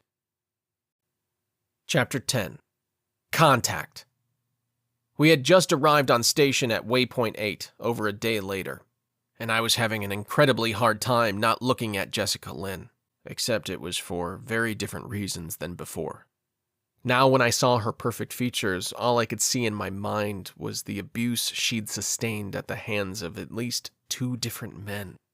If I could have wiped those videos from my memory and not just my implant, I would have done so in a heartbeat. But even the alcohol wasn't obliging me in that respect. My guilt was overwhelming, as was my shame. Not just for what I'd seen done to her, but for the fact that I'd been leering at her almost non-stop since boarding Persephone. It made me feel just as dirty as the men who had raped her. I had already known I was a good-for-nothing loser, but I felt I had now sunk even lower. Beyond the obvious, one other thing bothered me about those videos. I'd only known Lieutenant Commander Jessica Lynn for a short time, but she didn't strike me as the type of woman that would let those types of things happen to her. Despite some of her timidity on the bridge with her fellow officers, she'd boldly called me out on my own leering looks at her. The type of woman who would call out her captain for inappropriate looks didn't strike me as the type who would let herself be abused by a man under her command, even if her former captain was involved. It just didn't add up. It was like I was seeing 2 different people. There was a strong and direct woman who had called me on my crap, contrasted with the beaten-down woman who had looked like a dog about to be hit in front of Petty Officer Jacobs in the corridor. And somewhere in the middle was the timid woman who had still had the courage to suggest the change to our patrol pattern. I had rehearsed and discarded dozens of different ways to broach the topic with her. None of them felt even close to right. I found myself desperately wishing Carla was there so I could get a woman's perspective, but alas, I was on my own. Sir, beginning sensor sweep, Ingvar said lazily from the tactical station. I still hadn't been able to force myself to read Jacob's file, but I had, after waking from my bender, read Ingvar's and Yessian's, mostly as a way to distract myself from the terrible things I'd learned about Lynn. Ingvar's had been more of what I'd expected to see for an officer assigned to Persephone. Low marks at the academy, a lackluster service record afterward, and his promotions only coming for time and rank, never for performance or merit. He was a dead weight on His Majesty's Navy, pretty much like I'd become, though without the killing of hundreds of innocents. Yessian's record was a bit better, but at least some of my initial assessment about her had been right. She'd gotten good grades at the academy, and even had some merit awards since. But every one of her commanding officers had arranged to have her transferred as soon as they could justify it. Several of them cited issues of cultural fit. One was blunter. She is the most frustrating junior officer I have ever served with. The general story was of a rigid rule follower who harassed her commanders by spouting regulations and challenging them openly when she felt they weren't following the book to the letter. She pretty much just annoyed anyone who came into contact with her until they were willing to give up a kidney to get her off their ship. It even seemed that some of her promotions had come mostly so they could justify sending her to another post. "Very well, Lieutenant," I replied to Ingvar. I was starting to like him. He almost made me look good by comparison. and he was refreshingly uncomplicated and boring. Definitely not the guy you wanted to be in your foxhole, but more like the lazy uncle who still lived in your grandparents' basement and would help you score weed as long as you left him alone. Simple. I needed more of that right now. My head hurt, even a full 12 hours after I'd woken up. I'd drunk a lot last night, even for me. Not even my magic hangover pills could keep up. Hogue had to splash water on my face this morning to even get me out of bed. It could have been humiliating, but I was too shamed already by what I'd seen to care about the added indignity of an uppity, judgmental warrant officer who knew his captain was a raging alcoholic. At least the whiskey had helped me somewhat forget those videos, even for just a few minutes at a time. My internal shame parade was broken by an uncharacteristic exclamation from Ingvar. "Sir, ship detected bearing 010 Mark 14 at .03 C. Range 4.73 light seconds." I perked up. A ship? Seriously? Diverting to waypoint 8 had seemed like a great way to break the rigidity and monotony of our mission, but I hadn't expected to actually find anything. "Class?" I asked. "Unclear. It's running a sensor jammer." Now I was really alert. Only those with something to hide even had sensor jammers installed on their ships. Probably a smuggler. "Helm, set a course to intercept," I ordered Yessian, who looked excited now. Even Lynn managed a smile that looked almost predatory. I hoped they wouldn't get too worked up. If this contact proved to be anything other than a pleasure yacht with a slingshot, it probably outgunned Persephone. This patrol could end real quick if we encountered a genuine pirate out here. Chapter 11. Retreat! "Captain, we have visual." "Show it," I commanded, and Ingvar dutifully threw the imagery of the ship we'd been chasing on the bridge's main forward view screen. My jaw dropped open. It had been doing a lot of that lately. Next to me, Lynn gasped. Even Yessian grunted in surprise. Ingvar must have returned to his implants game. I heard no reaction from him. I'd assumed the ship we'd been closing with for the last 3 hours had been either a pirate or a smuggler, but it was neither. We were looking at a full-fledged warship, bristling with weaponry, burning its way toward the inner system. An armed pirate or smuggler would have been a challenge for the lightly armed and armored Persephone, but the ship we were seeing now looked to be at least of light cruiser size, and it wasn't Promethean. It was hard to tell at the distance we were at. Even the most advanced cameras could only zoom in so far without losing resolution, but it reminded me of Coritan designs. Corites was the nation that bordered Prometheus to the galactic north, or Corward, on the opposite side of Promethean space from Gerson. Corites and Prometheus had been in a state of Cold War for the better part of 3 centuries now, but it had never risen beyond that except for a few skirmishes with only warning shots fired. The last of those had been 28 years ago.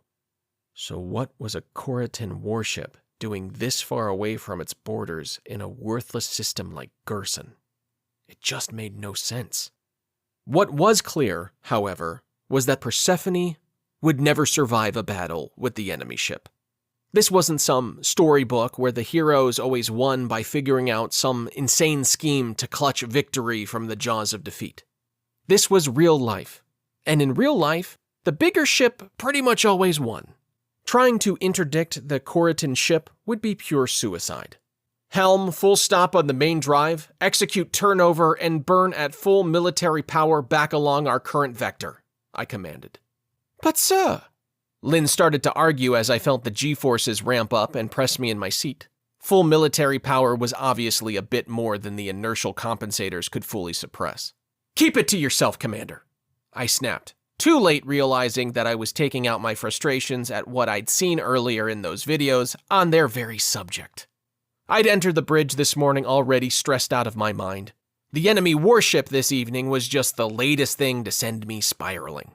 I tried to recover by at least explaining my order. That ship could destroy us with barely an effort. The vital thing right now is that we get away to report the sighting and keep our ship and crew alive. She didn't argue, so I continued in a softer tone. Send a packet with the sensor logs and a brief summary of the contact to Gerson Station. Please. Yes, sir. She replied, subdued. It made me feel like a bigger loser than normal. Pushing aside my self-loathing, I turned to Ingvar.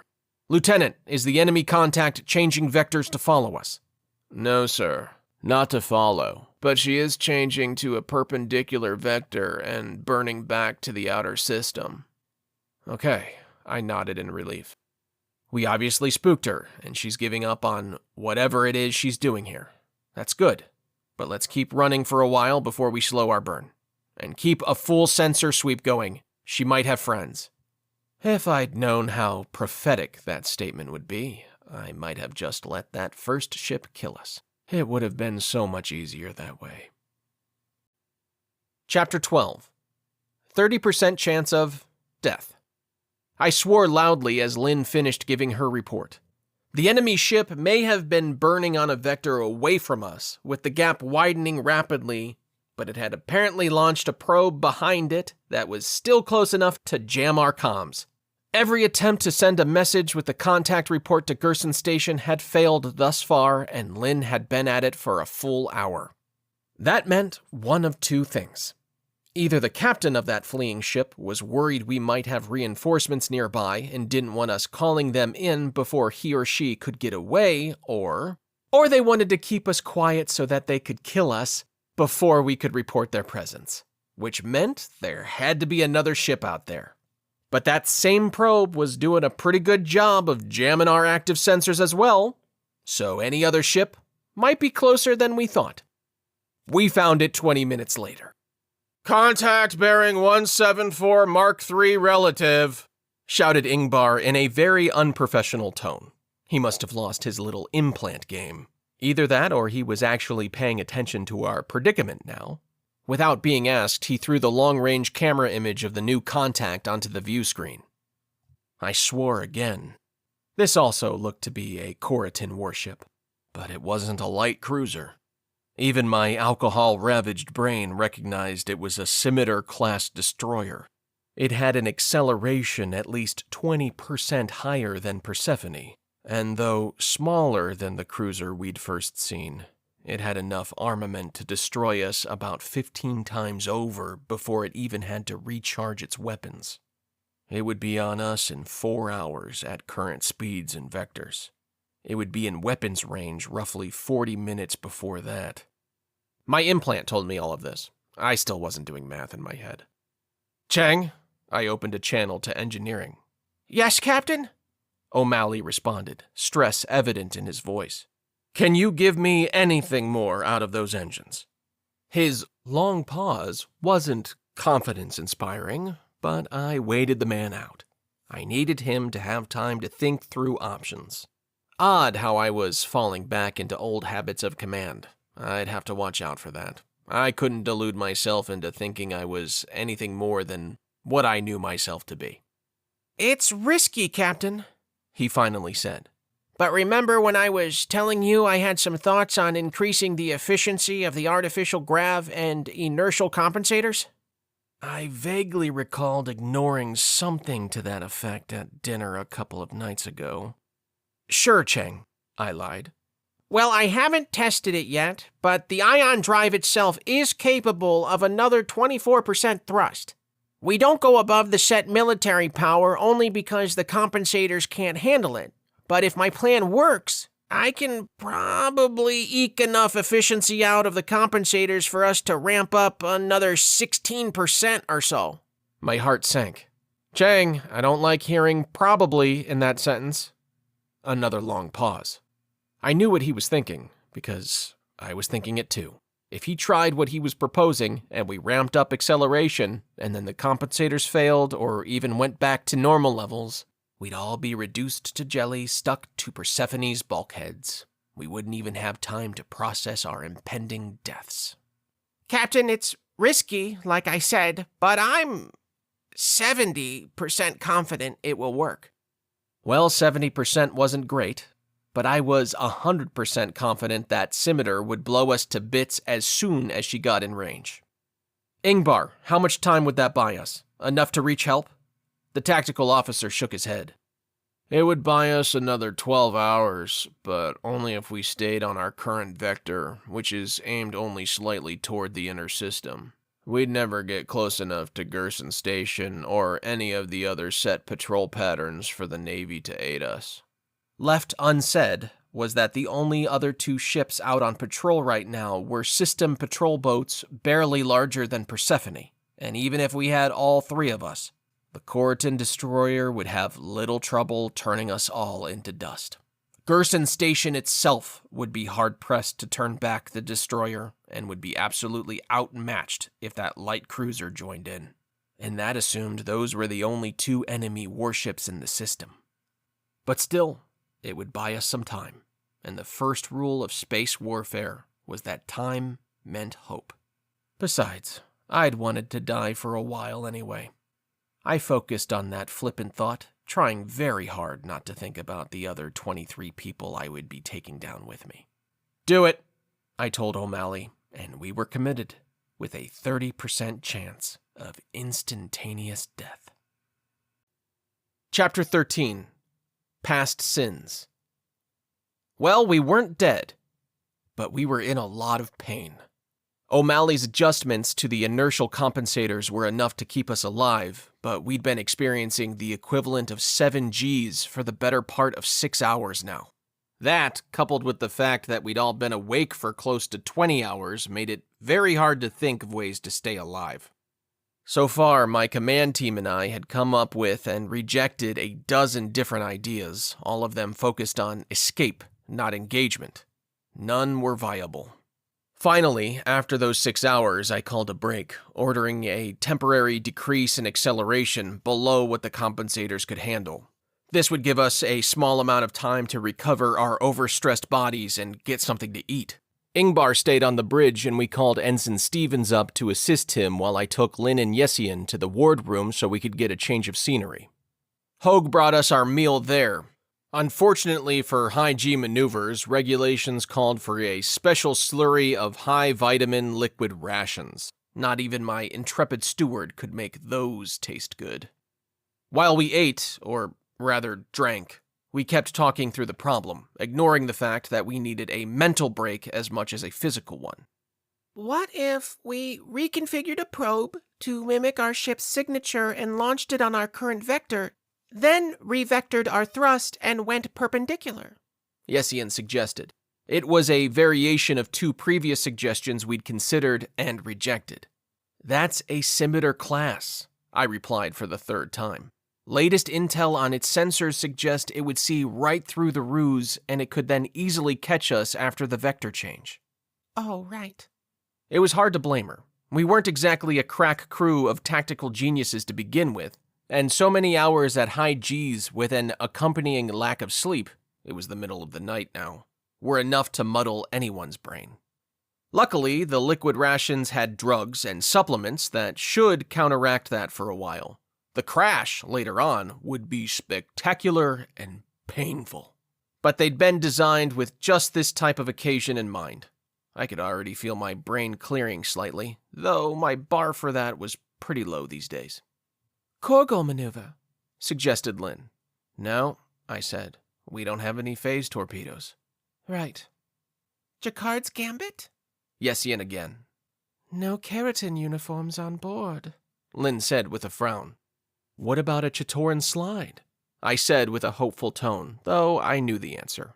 It was important to keep the flow of ideas going, even if a real option seemed out of reach. Lynn shook her head.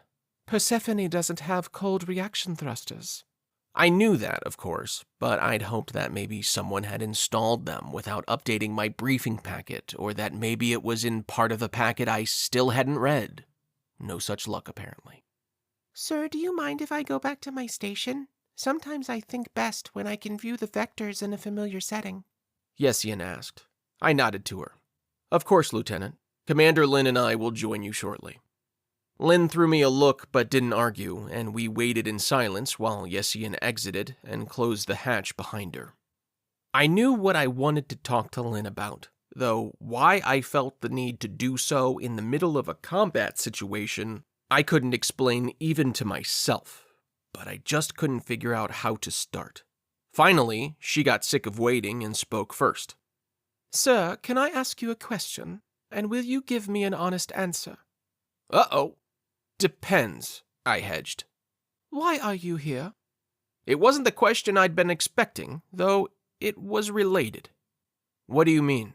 I asked, playing for time, much as we were doing with the Coritan destroyer. I think you know, sir. You were exonerated of all wrongdoing by the court, and you were on a fast track to flag rank by all the stories I've heard. But, obviously... She left the rest unsaid, but it was clear. Obviously, I was now a drunken has-been with no hope for further advancement and no shred of remaining dignity or self-respect. She was right on that, even if she didn't say it out loud. She was wrong about the exoneration. Commander, I started. There's too much to explain, and now really isn't the time. I saw her frown and hoped she'd drop it. She didn't. Sir, with all due respect, now may be the only time, and I need to understand. You didn't do anything wrong. The military court said so. So why are you here? I grunted in frustration. When I spoke, my voice was sharp and angry, almost a shout, which surprised even me. Blast the court! They got it wrong, Commander. All wrong. They swept it under the rug because my father-in-law called in some favors. Not so that I could walk free, but so that he wouldn't be tarnished by association with me. Is that what you want to hear? It was a cover-up, all of it. I'm a murderer, plain and simple. Happy? No, you're not. She spoke the words with such conviction that they surprised me and stopped my tirade in its tracks. I had a friend on Lancer. If you hadn't fired when you did, the station could have been destroyed. It was a refugee ship, Commander. Over 500 innocents dead. It doesn't matter why I fired, only that I did. And there are families who are gone because of it. How many times had I tried to articulate that same fact to Carla before she'd left me? It had been my greatest argument that she should leave me, even if I wasn't prepared for the way she'd finally done it with that fop Clarington. Sir? Lynn just wasn't going to let this go. They wouldn't respond to your hails, wouldn't even use their lights to signal you with flash code. You had no way of knowing it was a refugee vessel, and their captain had put them on a suicide vector with Bellerophon Station. How were you supposed to? A captain is supposed to know. I cut her off in exasperation. There were signs I missed that should have told me what I was dealing with. A ship matching her description fled Langasta space a few weeks before, loaded with Rottingate refugees. If I'd been current on my briefings, I would have known that. They had a sputter in their right engine that no self-respecting pirate or smuggler would have allowed for, and they certainly weren't a warship. I stopped, breathing hard, both from the topic and the long hours in heavy gravity. I'd meant to use this time to interrogate Lynn about her treatment at the hands of Jessup and Jacobs, but she had somehow turned this around on me to discuss the one topic I most didn't want to discuss with anyone. But sir! That's enough, Commander, I snapped. Then I said something monumentally stupid, even for me. While we're bringing up bad memories, want to tell me what is going on between you and Jacobs, or Commander Jessup? I saw her freeze in her seat next to mine. The color drained from my face, and I wanted to kick myself. I'd meant to bring the subject up lightly, but I'd lashed out, doing anything it took to avoid discussing my crimes.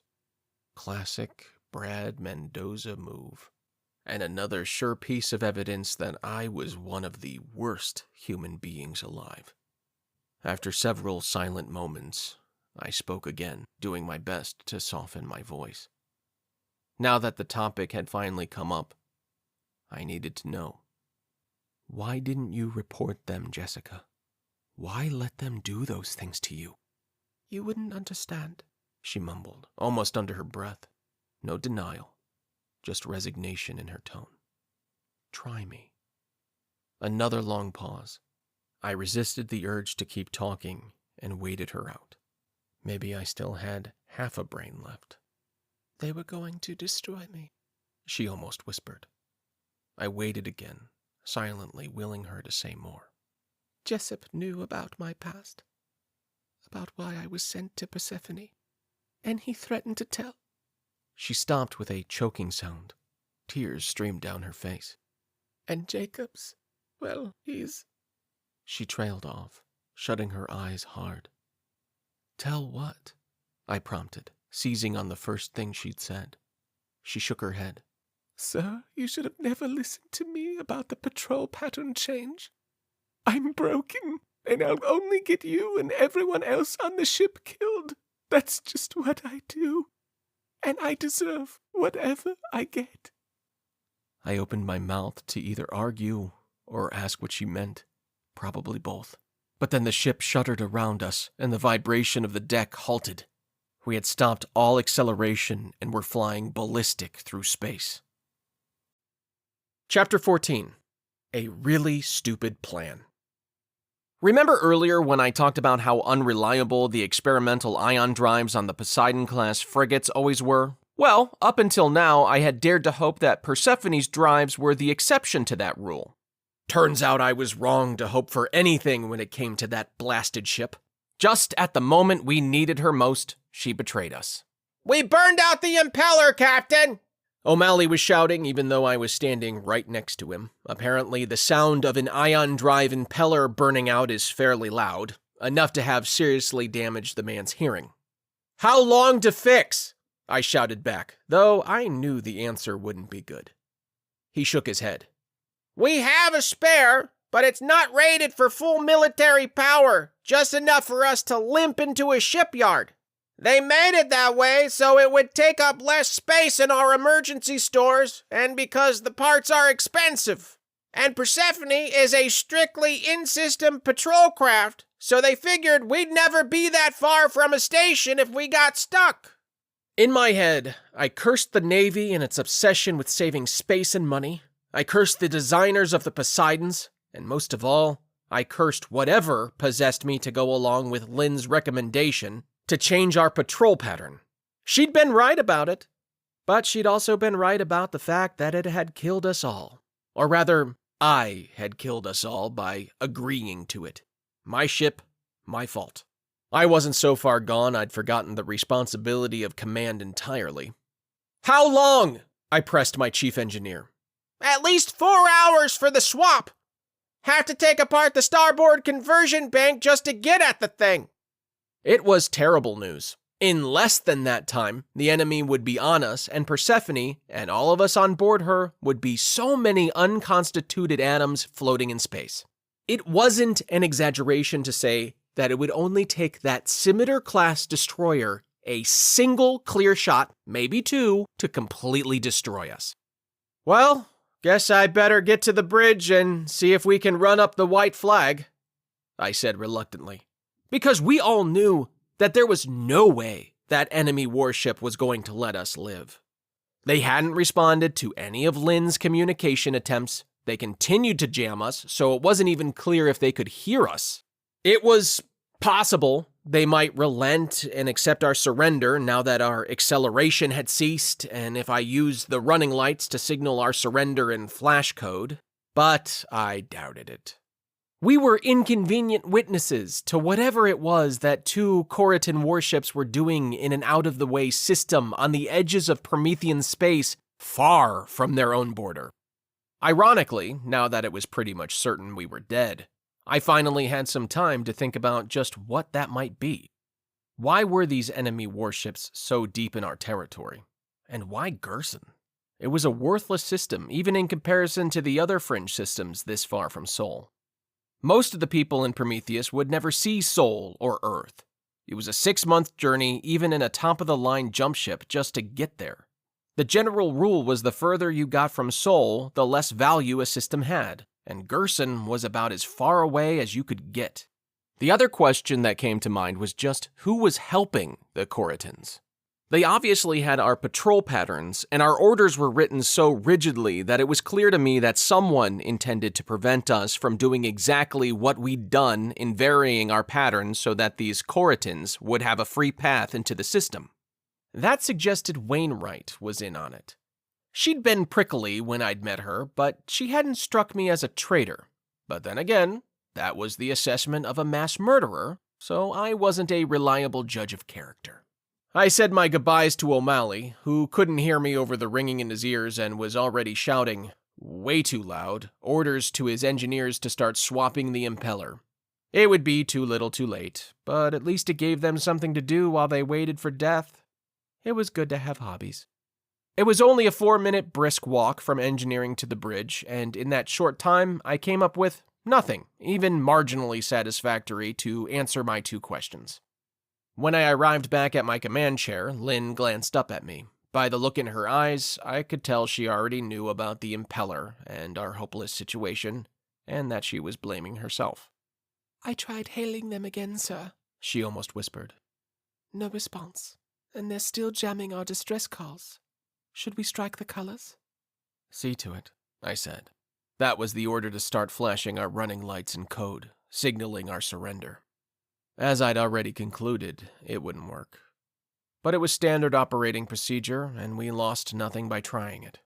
Besides, not doing things by the book would probably give Yessian a coronary and kill her even sooner. Any change on that destroyer's vector? I asked Ingvar. Another long shot. Maybe they'd gotten bored and turned away. No, sir.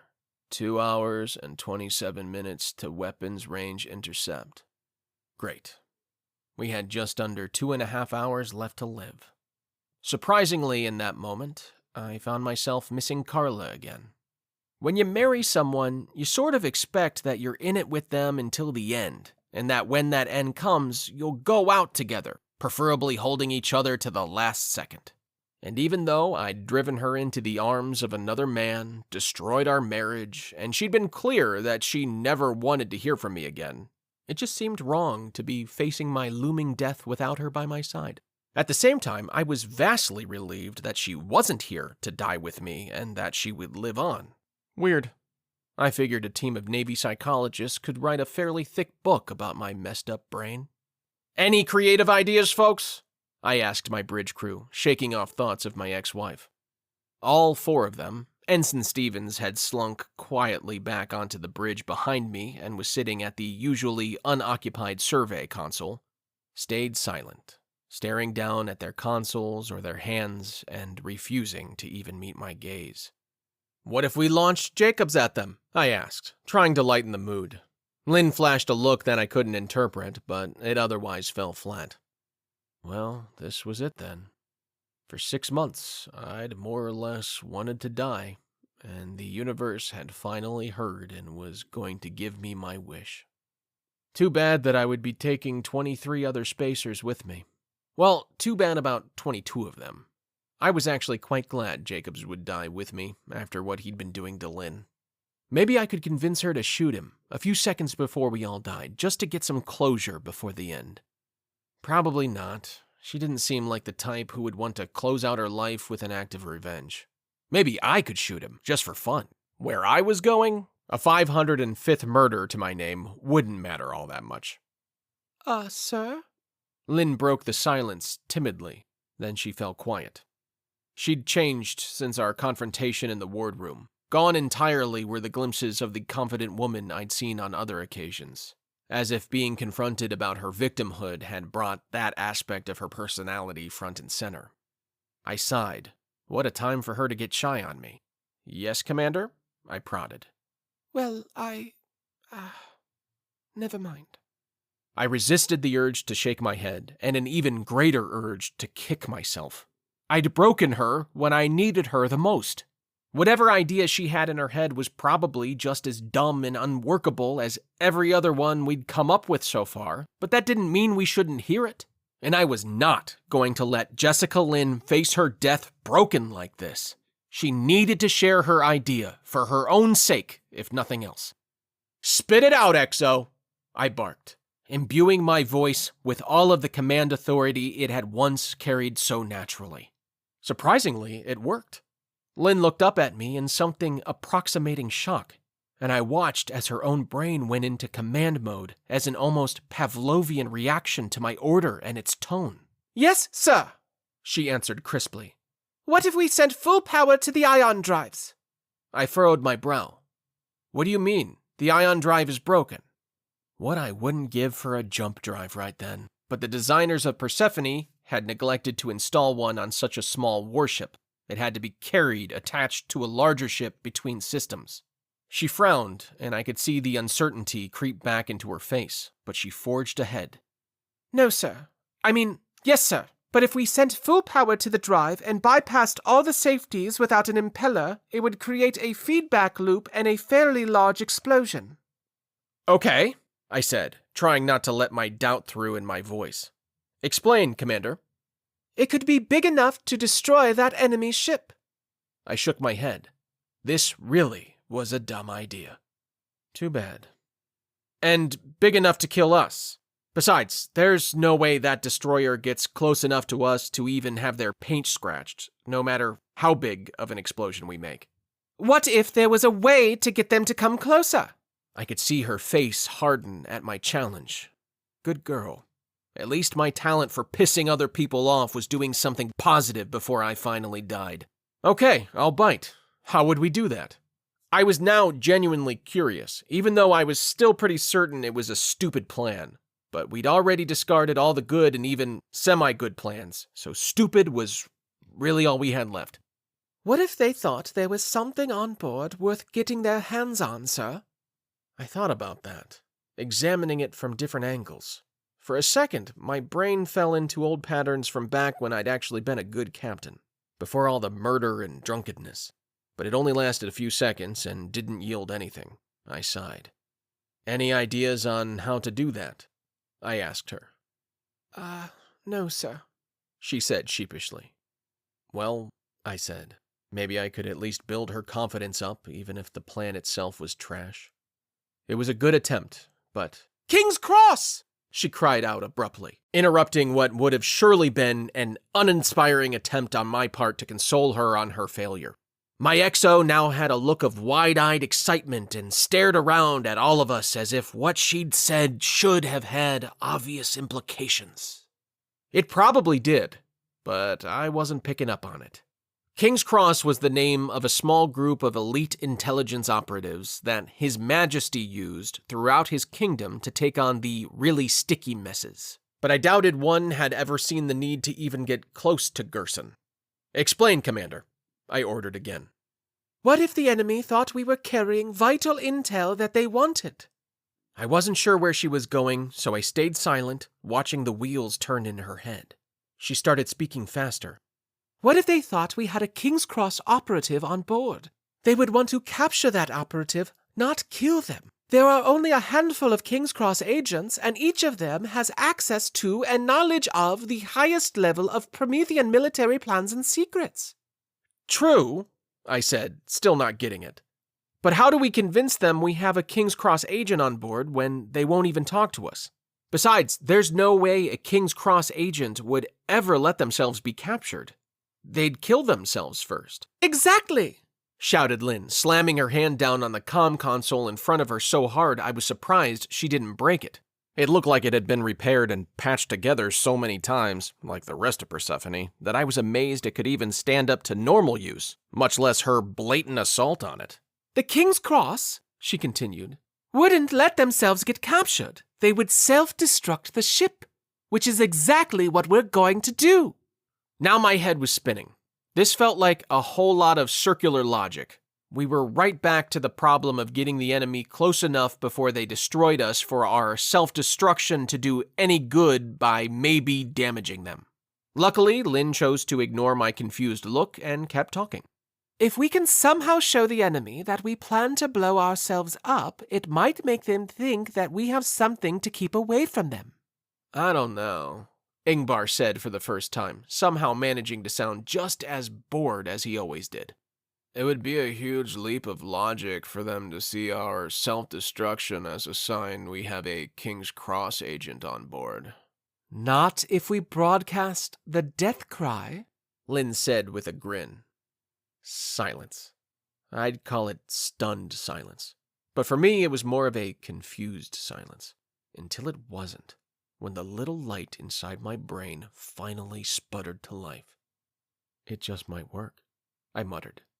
The King's Cross death cry was a thing of legend. I wasn't even sure it was real. but supposedly, when a King's Cross operative was about to die, they broadcast a very specific message that served two purposes. First, it told their enemy whom they had bested, like a sign of respect.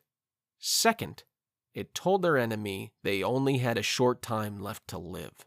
Because again, based on rumor, the death cry was also a signal to all other King's Cross agents to hunt down and destroy whoever had killed their brother or sister.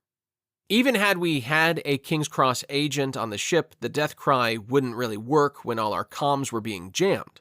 But if the enemy was leaving just enough of the jamming open to listen to our attempts to communicate, even if they refused to respond, it might work. Assuming, of course, that the Coritans had also heard the rumors about the death cry. There were a lot of ifs in this plan. So, I said slowly, we broadcast the death cry and then make it look like we're going to blow up the ship, which should be somewhat easy because we really do plan to do that. And we hope they fall for it and disable and board us instead of just destroying us and being done with it. Yes, sir. Lynn almost shouted again in her enthusiasm. It was the polar opposite of the woman who had reacted like a beaten dog in the corridor with Jacobs and who had been sulking in silence the last few hours on the bridge. And suddenly, I had insight into what had made Lynn such a great officer before whatever it was that had ended her career progression. And a glimpse of what she could be again if given the chance. And I could tell that she was thinking along similar lines. It felt strangely good to see her confidence flourish like that. And then when they get close enough to board us, we do destroy the ship and take them with us, I asked. Despite her enthusiasm, it wasn't a stupid plan. It was a really stupid plan. But it was also the only plan I'd heard today that might actually work. Besides, a stupid plan for a stupid ship and its stupid captain was probably fitting. But how will we destroy the ship if they've already disabled us? Ingvar objected. His voice made it clear he really didn't like the plan. But it was a legitimate question. And how do we get off the ship before it blows up without them seeing the escape pods? Another very legitimate question, unless Lynn was as suicidal as I sometimes got. I looked over at my XO to see how she would answer. She was grinning widely. Come on, Captain, Lieutenant. You expect me to come up with all the ideas? Seeing what Jessica Lynn could be made me hate Jessup and Jacobs even more for what they had robbed her of, and disappointed for whatever had happened on Ordney that had derailed her career. Just as important, seeing her enthusiasm lit something inside of me that I'd tried very hard to forget about over the last 6 months. Someone get O'Malley up here, I said. You may need to shout. Chapter 15. Not the way I planned it. You know how when a beautiful girl is happy, she gets even more beautiful? Well, Lynn was absolutely breathtaking right now. I hadn't seen her happy since I'd boarded Persephone just days before, and now she was practically giddy. It suited her. With some prompting from me, O'Malley had filled in one other part of the plan for us. If we shunted all reactor power to the backup batteries, he'd surmised, we should be able to store enough charge to overload the ion drives at the right time, even if the reactor itself was disabled. So the first problem, how we would blow up our ship and the Coritan destroyer, was mostly solved. And the solution to the second problem, that of how we'd get off the ship undetected before blowing it up, surprisingly, came from Ingvar. One thing we'd all more or less forgotten was that Persephone, for all her faults and weaknesses, was, in fact, a warship. She would have no chance in a stand-up fight with any other warship, mind you, but she did have missiles in her magazines. Ingvar's idea was simple. Launch a broadside toward the enemy destroyer. The enemy would easily swat the missiles out of space, but it might provide just enough distraction and sensor scatter to hide the launch of our escape pods. The only problem was that someone would have to stay behind. The ship couldn't destroy itself, and if we didn't destroy it, we wouldn't be able to damage or destroy the Coritan vessel, and it would easily then find and hunt down our escape pods. That might have been the easiest problem to solve so far. I would stay. As the only mass murderer on the ship, and as her captain, it only made sense. However, I surprised myself. For all of my self-loathing and even genuine desire over the last 6 months to end it all, I found that wasn't the reason that I readily volunteered to be the one to stay behind. In fact, I found myself oddly melancholy at the idea of my impending death. No, the real and surprising reason I so readily agreed to go down with my ship wasn't so that I could die. Rather, as I looked at Lynn, O'Malley, Yessian, Stevens, and even Ingbar, I realized almost with chagrin that what I really wanted was for them to live. It was a strange epiphany for someone who had killed over 500 innocents to be willing to give up my own life for the sake of 5 people I'd only known for a few days. In fact, my only real regret was that I couldn't keep Jacobs on the ship with me. He'd probably find a way to mess up the whole plan if I tried. Which wasn't to say I wasn't going to do something about the man. As Lynn and the other officers worked out the finer points of the plan, even Stevens had a few mildly helpful suggestions. I used my implant to compose a note to my ex-father-in-law. Oliphant might be an ogre with no redeeming qualities, but he was an admiral with a duly sworn duty to His Majesty's Navy. My note outlined the situation with Jacobs and Lynn, as well as the involvement of Jessup. I learned from the notes in my orders that said scumbag was still alive and commanding a destroyer in the Linford system. To my note, I attached the video evidence from Jessup's logs. I still didn't know why the man had recorded the encounters, and I really didn't want to know. I could only hope it was enough proof to put Jessup and Jacobs away for a very long time and keep any blowback away from Lynn herself. I loaded the note onto the memory of 2 of the escape pods with auto-routing instructions so it would reach someone at naval headquarters and hopefully be forwarded to Carla's jerk of a dad. Now, all that was left to do was to wait. We had 20 minutes before the enemy reached weapons range, and we had to time things just right. If we made signs of self-destruction and broadcast the death cry too early, it would give the Corrigan captain time to think things through and realize how unlikely it was that a King's Cross agent would be traveling on a piece of junk like the Phony. If we broadcast it too late, the destroyer would have already launched a set of ship killers at us, and we'd be dead. 18 minutes passed, simultaneously the longest and shortest 18 minutes of my life. Then the last 2 minutes became very frantic indeed. "Send the message," I commanded, and Lynn pressed a single button on her console. We'd already drafted the fake death cry message, full of all sorts of fun little threats against the enemy on behalf of the King's Cross. Ensign Stevens surprisingly had quite a foul vocabulary, and loaded it in the buffer so it was ready to send. Then O'Malley sent a surge from the reactor to the ion drive. It was a big enough surge that it would show up on the enemy destroyer's sensors, but it was just under the threshold, we fervently prayed, to actually overload the broken drive and kill us all. The enemy would hopefully see it and interpret it as a failed attempt to self-destruct. The power surge didn't kill us, and we all breathed a collective sigh of relief. Now, though, we had to see if it worked. We held our breath again as the scimitar entered weapons range. "They launched a scrambler!" Ingbar cried out in the most animated voice I'd ever heard him use. That was good. A scrambler was a disabling weapon meant to target and disrupt our reactor's containment field, shutting it down. The physics of how they work is complex, but they work quite well, especially against lightly armored ships. It meant the enemy had taken our bait. We'd have about 3 minutes until it hit us. "Fire full broadside," I ordered, my voice a bit calmer than my tactical officers. It helped that a full broadside for Persephone was only 3 missiles, and they were small, short-range anti-ship missiles that wouldn't do much damage to anything larger than a lifeboat. The second-to-last part of the plan had arrived. We'd already loaded everyone but the officers into the pods. O'Malley was down in engineering making the final arrangements for the real self-destruct sequence, which I would have to go to engineering to execute. He would shortly board an escape pod near his station with the rest of his engineers.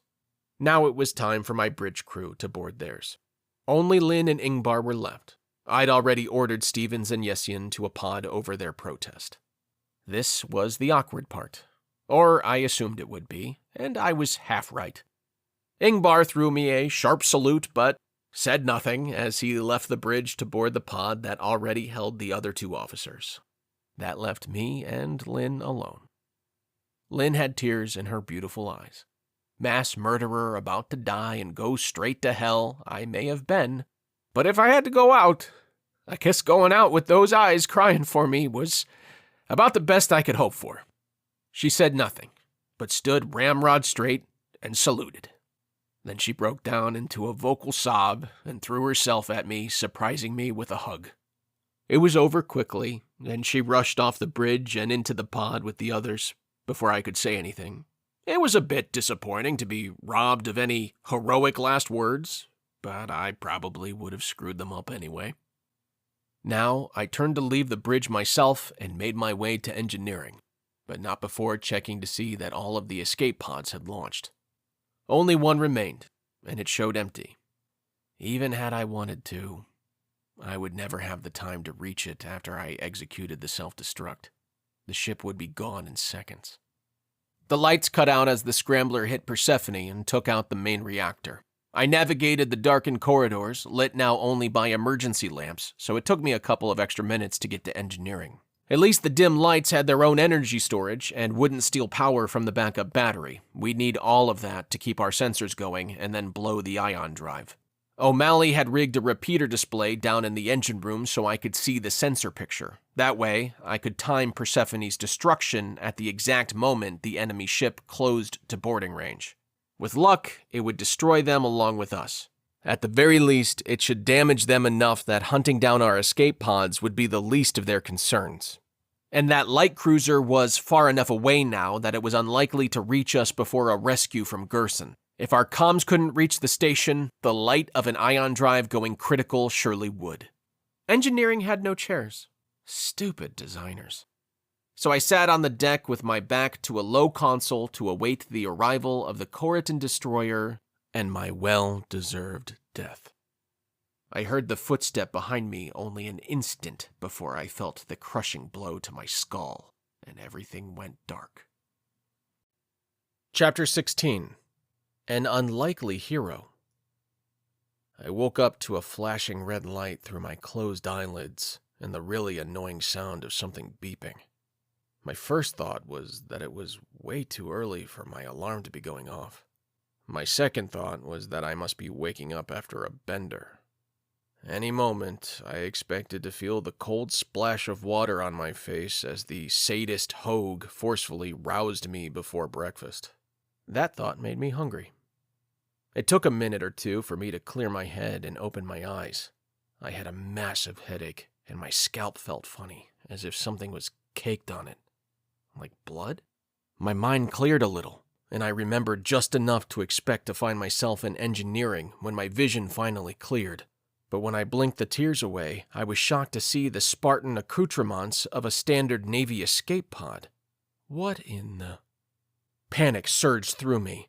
If I was in an escape pod, that meant no one had been there to destroy Persephone. And without that, the enemy ship would surely kill all of us any second. I scrambled to the viewport, but could see nothing through it but the dark of space and a few scattered stars, even after blinking several times to try and further clear my vision. Then the red flashing light caught my attention. The comm. I pressed it, if for no other reason than to stop that incessant blinking and beeping. Captain? Do you read? Captain Mendoza, do you read?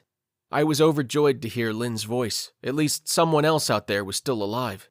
And I felt an oddly warm surge at the obvious concern in her tone before I realized that concern was probably for my failed mission and our impending doom rather than for my well-being. "I'm here, Lynn. What happened?" It was a stupid question. At least I was consistent. Captain! She exclaimed, relief filling her voice and sending a warm feeling through me. It doubled when I remembered the hug she'd given me on the bridge before I was to selflessly sacrifice myself to save her and everyone else. Then I went cold again. Something with that plan had obviously gone very wrong. However, It worked, Lynn was saying. It was Ingvar. He knocked you out, dragged you to the last pod, and then launched it right before that destroyer got close enough to be damaged by the self-destruct. Then he blew up Persephone and took the Corytans with him. Ingvar? I tried to ask, but Lynn kept talking over me. We thought your pod had been destroyed too. It took us an hour to find its sensor return through all the wreckage. But its status shows as damaged. You lost some of your oxygen. Ingvar? I asked dumbly again. Of all the people on Persephone to play the hero, he was the last one I would have expected. The guy hadn't seemed to have a motivated bone in his body. Surprising. Somehow inspiring. I sort of both loved and hated him right now. With that destroyer gone, so is the jamming. Lynn continued, probably having figured out by now I wasn't going to say anything intelligent in response. Gerson Station dispatched rescue ships 4 hours ago, and they should be here before the pods run out of air. Wait, hadn't she just said my damaged pod had lost some of its oxygen reserves? Maybe I would get to die after all. But it turned out I wouldn't get my grand exit from mortality. With only one person on board, my pod had just enough air to get me rescued. I found I wasn't all that disappointed. Chapter 17. The King's Cross.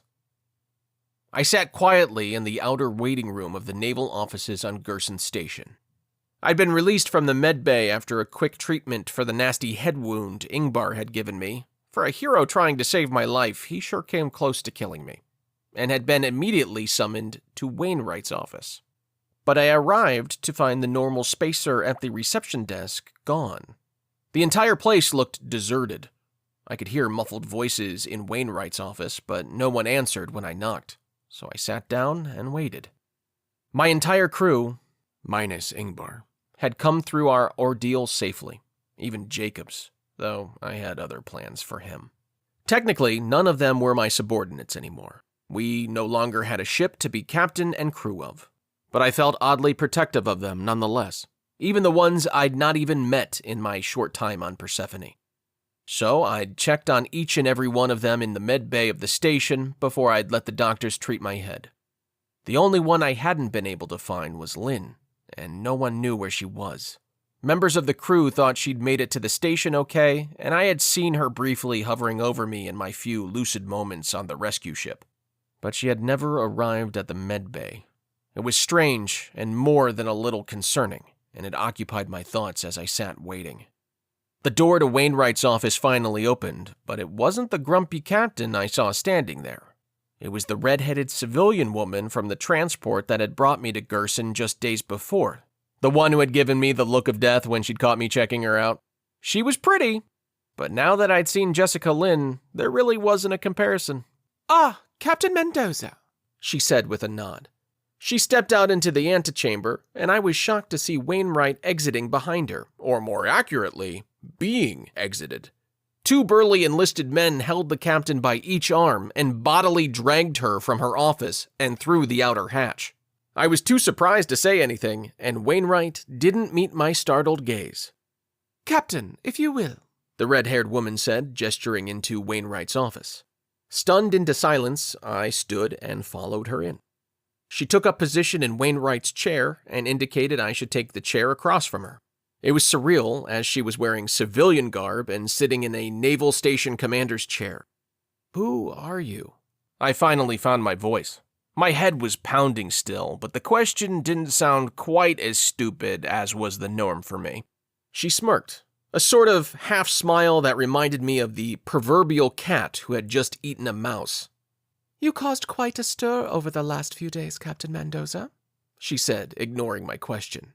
First, you disobeyed direct orders and took your ship to the wrong waypoint.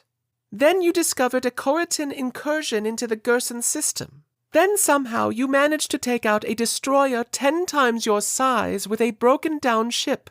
I have it on good authority that it was Persephone's one and only verified kill in her 73 years of service. And it was the first enemy naval warship kill for our entire navy in the last decade. And after all of that, you managed to get yourself knocked out and thrown into an escape pod for a last-minute rescue. She stopped, letting all that hang in the air. It was a fun little recap of what I already knew, but I decided to keep my mouth shut and wait her out. The redhead smirked again. Don't worry, Captain. You're not in trouble. At least not with me. That was some bravery and ingenuity the likes of which I can appreciate. If you weren't the butcher of Bellerophon, you'd probably be getting a medal after all this. She paused again, eyeing me with a raised eyebrow. I guessed it was my turn to speak. Who are you? I repeated my earlier question. So much for not sounding as stupid as usual. Tell me, Captain, she asked, ignoring my second attempt to interrogate her. Whose idea was it to use the King's Cross death cry to trick the Corotans? Was it Commander Lin? Depends on who's asking, I said cautiously. I wasn't about to throw Lin under the bus if this strange woman had some issue with how we'd stayed alive. Now she smiled with both sides of her mouth. Relax, Captain. As I said, I'm not here to get you or Lin in trouble. Though some of my colleagues don't like it when someone else pretends to be a member of our little group, you're in luck that I actually got a kick out of your approach. Be sure to tell your XO that I'm impressed, and that she should consider this redemption for what happened on Ordney. I seized upon that and opened my mouth to ask her to explain what had happened to Lin on Ordney that had derailed her career, but then I stopped. Had this strange woman just admitted that she was an agent of the King's Cross? Now, her expression turned serious. In all honesty, Captain, you and your crew did exceptionally well. I was already here investigating rumors that someone in Gerson was passing on top-secret information to the enemy, and you solved the case for me. I shouldn't be telling you this, but just a few months ago there was a large deposit of stellarium discovered in Gerson's asteroid belt. We'd managed to keep it quiet, but the Corotans somehow found out and were keen to move in and take the system. My mouth fell open. That was my go-to move now. Stellarium was the rarest metal known to humanity. Just an ounce was worth enough to buy a modest-sized town on Prometheus. And it was the absolute best material for the manufacturing of warship hulls. It had properties that made it resistant to energy weapons and even allowed it to absorb a small nuclear detonation without breaking apart. The entire Promethean Navy didn't have a single ship with a stellarium hull. It was rumored no one did in the fringe systems. The only known deposits were all much closer to Sol. If Gerson had a deposit of the metal, and depending on how large, it had just gone from the most worthless system in all of humanity to perhaps the most valuable. I had so many follow-up questions, but my head hurt too much, so I just sat there with my mouth agape. I see I have your attention, she said wryly. We kept this thing so secret that not even the Navy was supposed to know. We knew that the second we moved a fleet toward Gerson, it would alert everyone in the fringe to our discovery. The plan was to quietly move a few ships into the system over the next 2 months, and then send Third Fleet by on their normal patrol of the outer territories and have them stay here. But we got intel that someone in the system had leaked the discovery, though we didn't know to whom they were leaking it. It appears now it was to the Corotans. And your decision to divert from your patrol pattern and actually find the enemy, along with the strangely strict wording of your orders, pointed us toward Wainwright as the turncoat. She just confessed, after some persuasion. Somehow she'd found out about the stellarium and decided to cash in and reap some of the massive windfall it would create by selling us out to the enemy. I said nothing. I was getting unexpectedly good at looking like an idiot with my mouth open, so I decided to keep practicing that skill. Well, Captain, I can see that I've rendered you speechless. Then her smile abruptly disappeared. But we have another problem that I need to discuss with you. Lieutenant Commander Lin's future. My heart sank. I should have known something was wrong when no one had seen Lin since arriving on the station. It was enough to break me from my silence. Where is she? What have you done with her? I used my command voice. The King's Cross agent wasn't impressed. She smiled sadly. I've done nothing with her apart from sequestering her in a cabin on the station where no one will find her. It's actually you who has done something to her. Me? What are you talking about? I demanded, my voice losing its professional tone. That message you loaded into the escape pod memories, she said with a frown. It was downloaded into the station naval computer and read by multiple personnel here and forwarded to the outer communication beacon before I could intercept it. So what? I asked angrily, surprising myself at how worked up I was getting, even in my half-dazed state. The Navy needs to know what's been happening to her. It's wrong on so many levels. I did what I did to make sure she gets justice, and I would do it again. Even the King's Cross can't suppress that kind of information. They probably could, but I was pretty ticked off right then. Calm down, Captain, she snapped, all smiles gone. Remember to whom you speak! Her command voice was better than mine. Then her tone softened. Besides, I'm trying to help you and Lynn, not hurt you. But unfortunately, the Navy already knew what was happening on Persephone. My mouth fell open again. Yes, again. I was becoming predictable. She frowned and nodded. You really didn't read the personnel records for your new command, did you? Petty Officer Nedrin Jacobs. Except that his mother's maiden name is Worthington. My heart fell into my stomach. You mean... I couldn't even finish the question. She nodded sadly again. Yes, those Worthingtons. Nedrin Jacobs is the nephew of our Royal Highness, His Majesty King Charles VIII of the Royal House of Worthington, Defender of the Realm, and Lord of the Federated Systems of Prometheus, and my boss. Oh no, I was screwed. Chapter 18. A Murderer's Death. So, I guess that being a scoundrel and a rapist was enough to get you knocked from an officer's rank down to enlisted, no matter who your mommy was, but not enough to get you court-martialed or even stopped from continuing your crimes, at least if you're the king's nephew. Now, Jacob's blatant approach to me on that first day on Persephone made perfect sense, except... idiot that I was, I'd never actually read his file, so I had no idea the fire I was playing with when I had exposed him and Jessup for what they'd done to Lynn. By the way, it really had been Jessup who had started the whole affair using some sort of leverage he held over Lynn to force her into his bunk, but he'd convinced Jacobs to join in, mostly to keep himself safe by association. Then he'd filmed it all, probably to make sure Jacobs couldn't weasel out of charges without also getting Jessup free. And it had worked. And as agent of the King's Cross, Heather Kilgore had pointed out to me in Wainwright's former office, by accusing the King's nephew of rape, I had quite literally guaranteed my own death and that of Lynn. The accusation needed to be quieted quickly, lest it become a scandal for the crown. In fact, Kilgore told me she expected to receive the orders herself to kill the two of us as soon as the king got wind of my message to Oliphant. That was if Oliphant didn't order it himself first.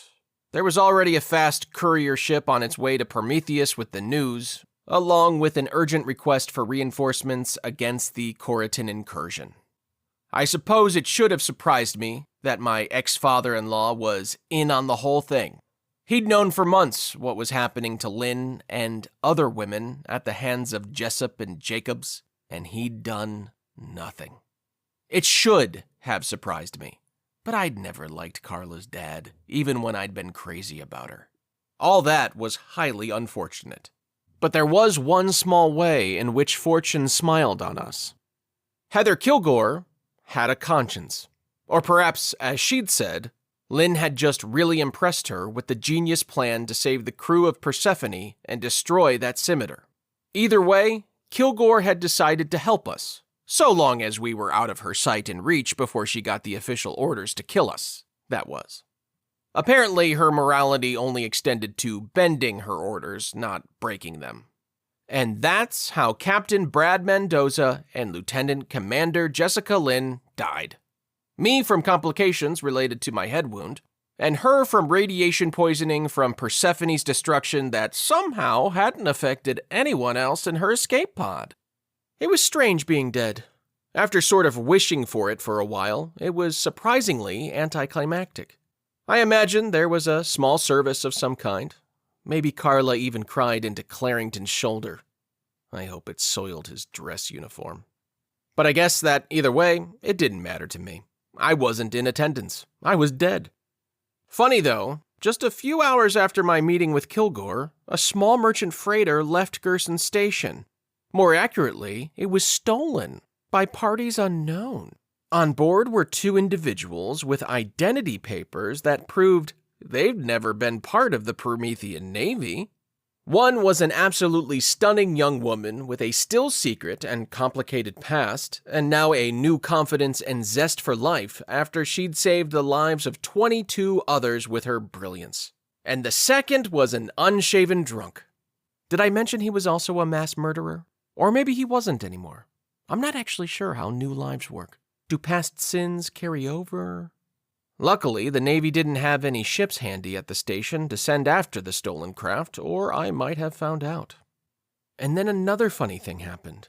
No one could actually figure out to whom the stolen ship had belonged in the first place. It was a nice ship. It even had a jump drive, a rarity for a craft so small. But its registry and prior ownership were nowhere to be found. And without a wounded party, no one could really muster up the enthusiasm or even a good excuse to chase it. Apparently, the King's Cross really can do just about anything they want. My only regret in the whole affair was that I didn't get to add a 505th murder to my tally. Jacobs got to live, and apparently keep doing terrible things to people. But at least Lynn was free of them, and her spark was back. And maybe I'd find him someday and shoot him anyway, just for fun. Murderers get to do stuff like that. Or better yet, maybe I'd simply hold him while Lynn shot him. Either way, life would never be the same. But my old life ended terribly anyway. Maybe the second time around would be better. But let's be honest, I'm pretty sure I'll find a way to screw it up.